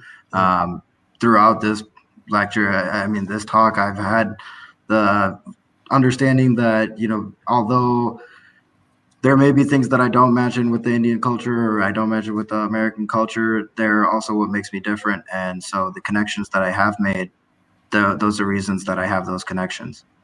Thank you so much. And Yasmeen? Yeah, we want everybody to embrace being multicultural because it is such a unique and beautiful experience. And then I'd also implore people to be accepting of people who are biracial, who are multicultural, and just embrace people into the culture rather than like exclude them. Right, that's beautiful. Thank you so much for your words, Brother Oko. I'm gonna say, just from the conversation we had today, a lot of the things that we think make us different actually make us alike. We're all sharing similar experiences, and we all have different backgrounds. We all come from different places. Our parents come from different places. They grew up in different times, different eras. But a lot of those experiences are shared. They might not look the same. You can't put them in a box and define them, but those experiences are definitely shared. And I think once we begin to embrace that, those things that we share, those commonalities, I think that we can learn from those experiences and kind of better ourselves as a society. Thank you so much. Nicole? I would say that from all of our experiences, I would say that those people who don't have the multicultural experience, I would say that give those of us that do have that multicultural experience a chance sometimes, you know, and you do not, you know, ostracize them and just speak to them to get to know them. And you will understand that, like Yasmeen had said, that they want to be part of what you are doing or saying, and they don't mean to be different. They just didn't have the same opportunity to grow up in the same country that you grew up in, and they don't have that same understanding of the knowledge of the culture entirely as you do. So I would say, for on the other side, I would say the people who are around those of us that do have the multicultural experience, give them a chance and don't, you know, like Yasmeen says, like exclude them, but give them a chance, hear them out. If they speak differently, you speak differently. We all speak differently, as Ibrahim said. So let's embrace one another, hear each other out, have patience, and actually learn from one another. And I think that we could make this thing work. Thank you so much. Like, that was powerful. And we would like to end the discussion this evening. My last words are everything they said and what you have shared on the platform. Okay. Love one another. Don't look at anybody based off how they sound, how they look like. Put a 10 on everybody until they're proving you wrong. But give everybody the benefit of the doubt. The last comment thank you all for sharing your great knowledge and experience from Magai. And then this one is from Lou, what's the name? 22. She said hello. Deshana, you made it. Okay. D page. So I am glad that you made the show, but I promise that I want to do this with you again. So let's make it happen. Deshana Apostle, thank you so much for joining the show. This is from okay, thank you thank you. And this is from Johnny Woods. Nicole, your dad, Mr. Klugerson, has done a lot for Ghana. That is true. So Johnny Woods, we're going to work on it. We have to get Mr. Klugerson on the show. All right. Hopefully we can find him somewhere in the corner in this world. All right. Somewhere we can find him. Well, that brings us to the end of today's episode. We are glad that you made it. I wanted to give a big shout out to the team behind the dream, and I also want to thank the community for chiming in. I want to thank everyone that has joined in the show for sharing your views and your opinions. More importantly, to my beautiful guests, great guests who have shared their experience. You've made our community a better place. I really want to thank you, Yasmeen, EL-NAGAR, who lives in Dubai, Chinese, Egyptian background, US citizen. Papani Ibrahim OKOE, Ghana, US citizen. Nicole, Ghana, US citizen, and then DHRUV, Indian but US citizen. Thank you so much. We look forward to having you guys sometime in the future. Too much. To God be the glory. To whom much is given, much is required. I've been your host, Sena, aka Alinko, with the Progressive Mind Show. This coming Sunday, we are talking about tribalism in Ghana, how it is affecting us as a people in this realms of fix the country. We feel that tribalism is beneath some of the struggles that we have been encountering, and so hopefully you can join us this coming Sunday from 2 to 4 p.m. CST, and then next week Wednesday, same time, 6 to 8 p.m. we shall be here. Right, Nicole, Yasmeen, Papani, see you. Have a good night. Thanks for your time. Good night. Bye-bye. Thank you for Thank having me. you.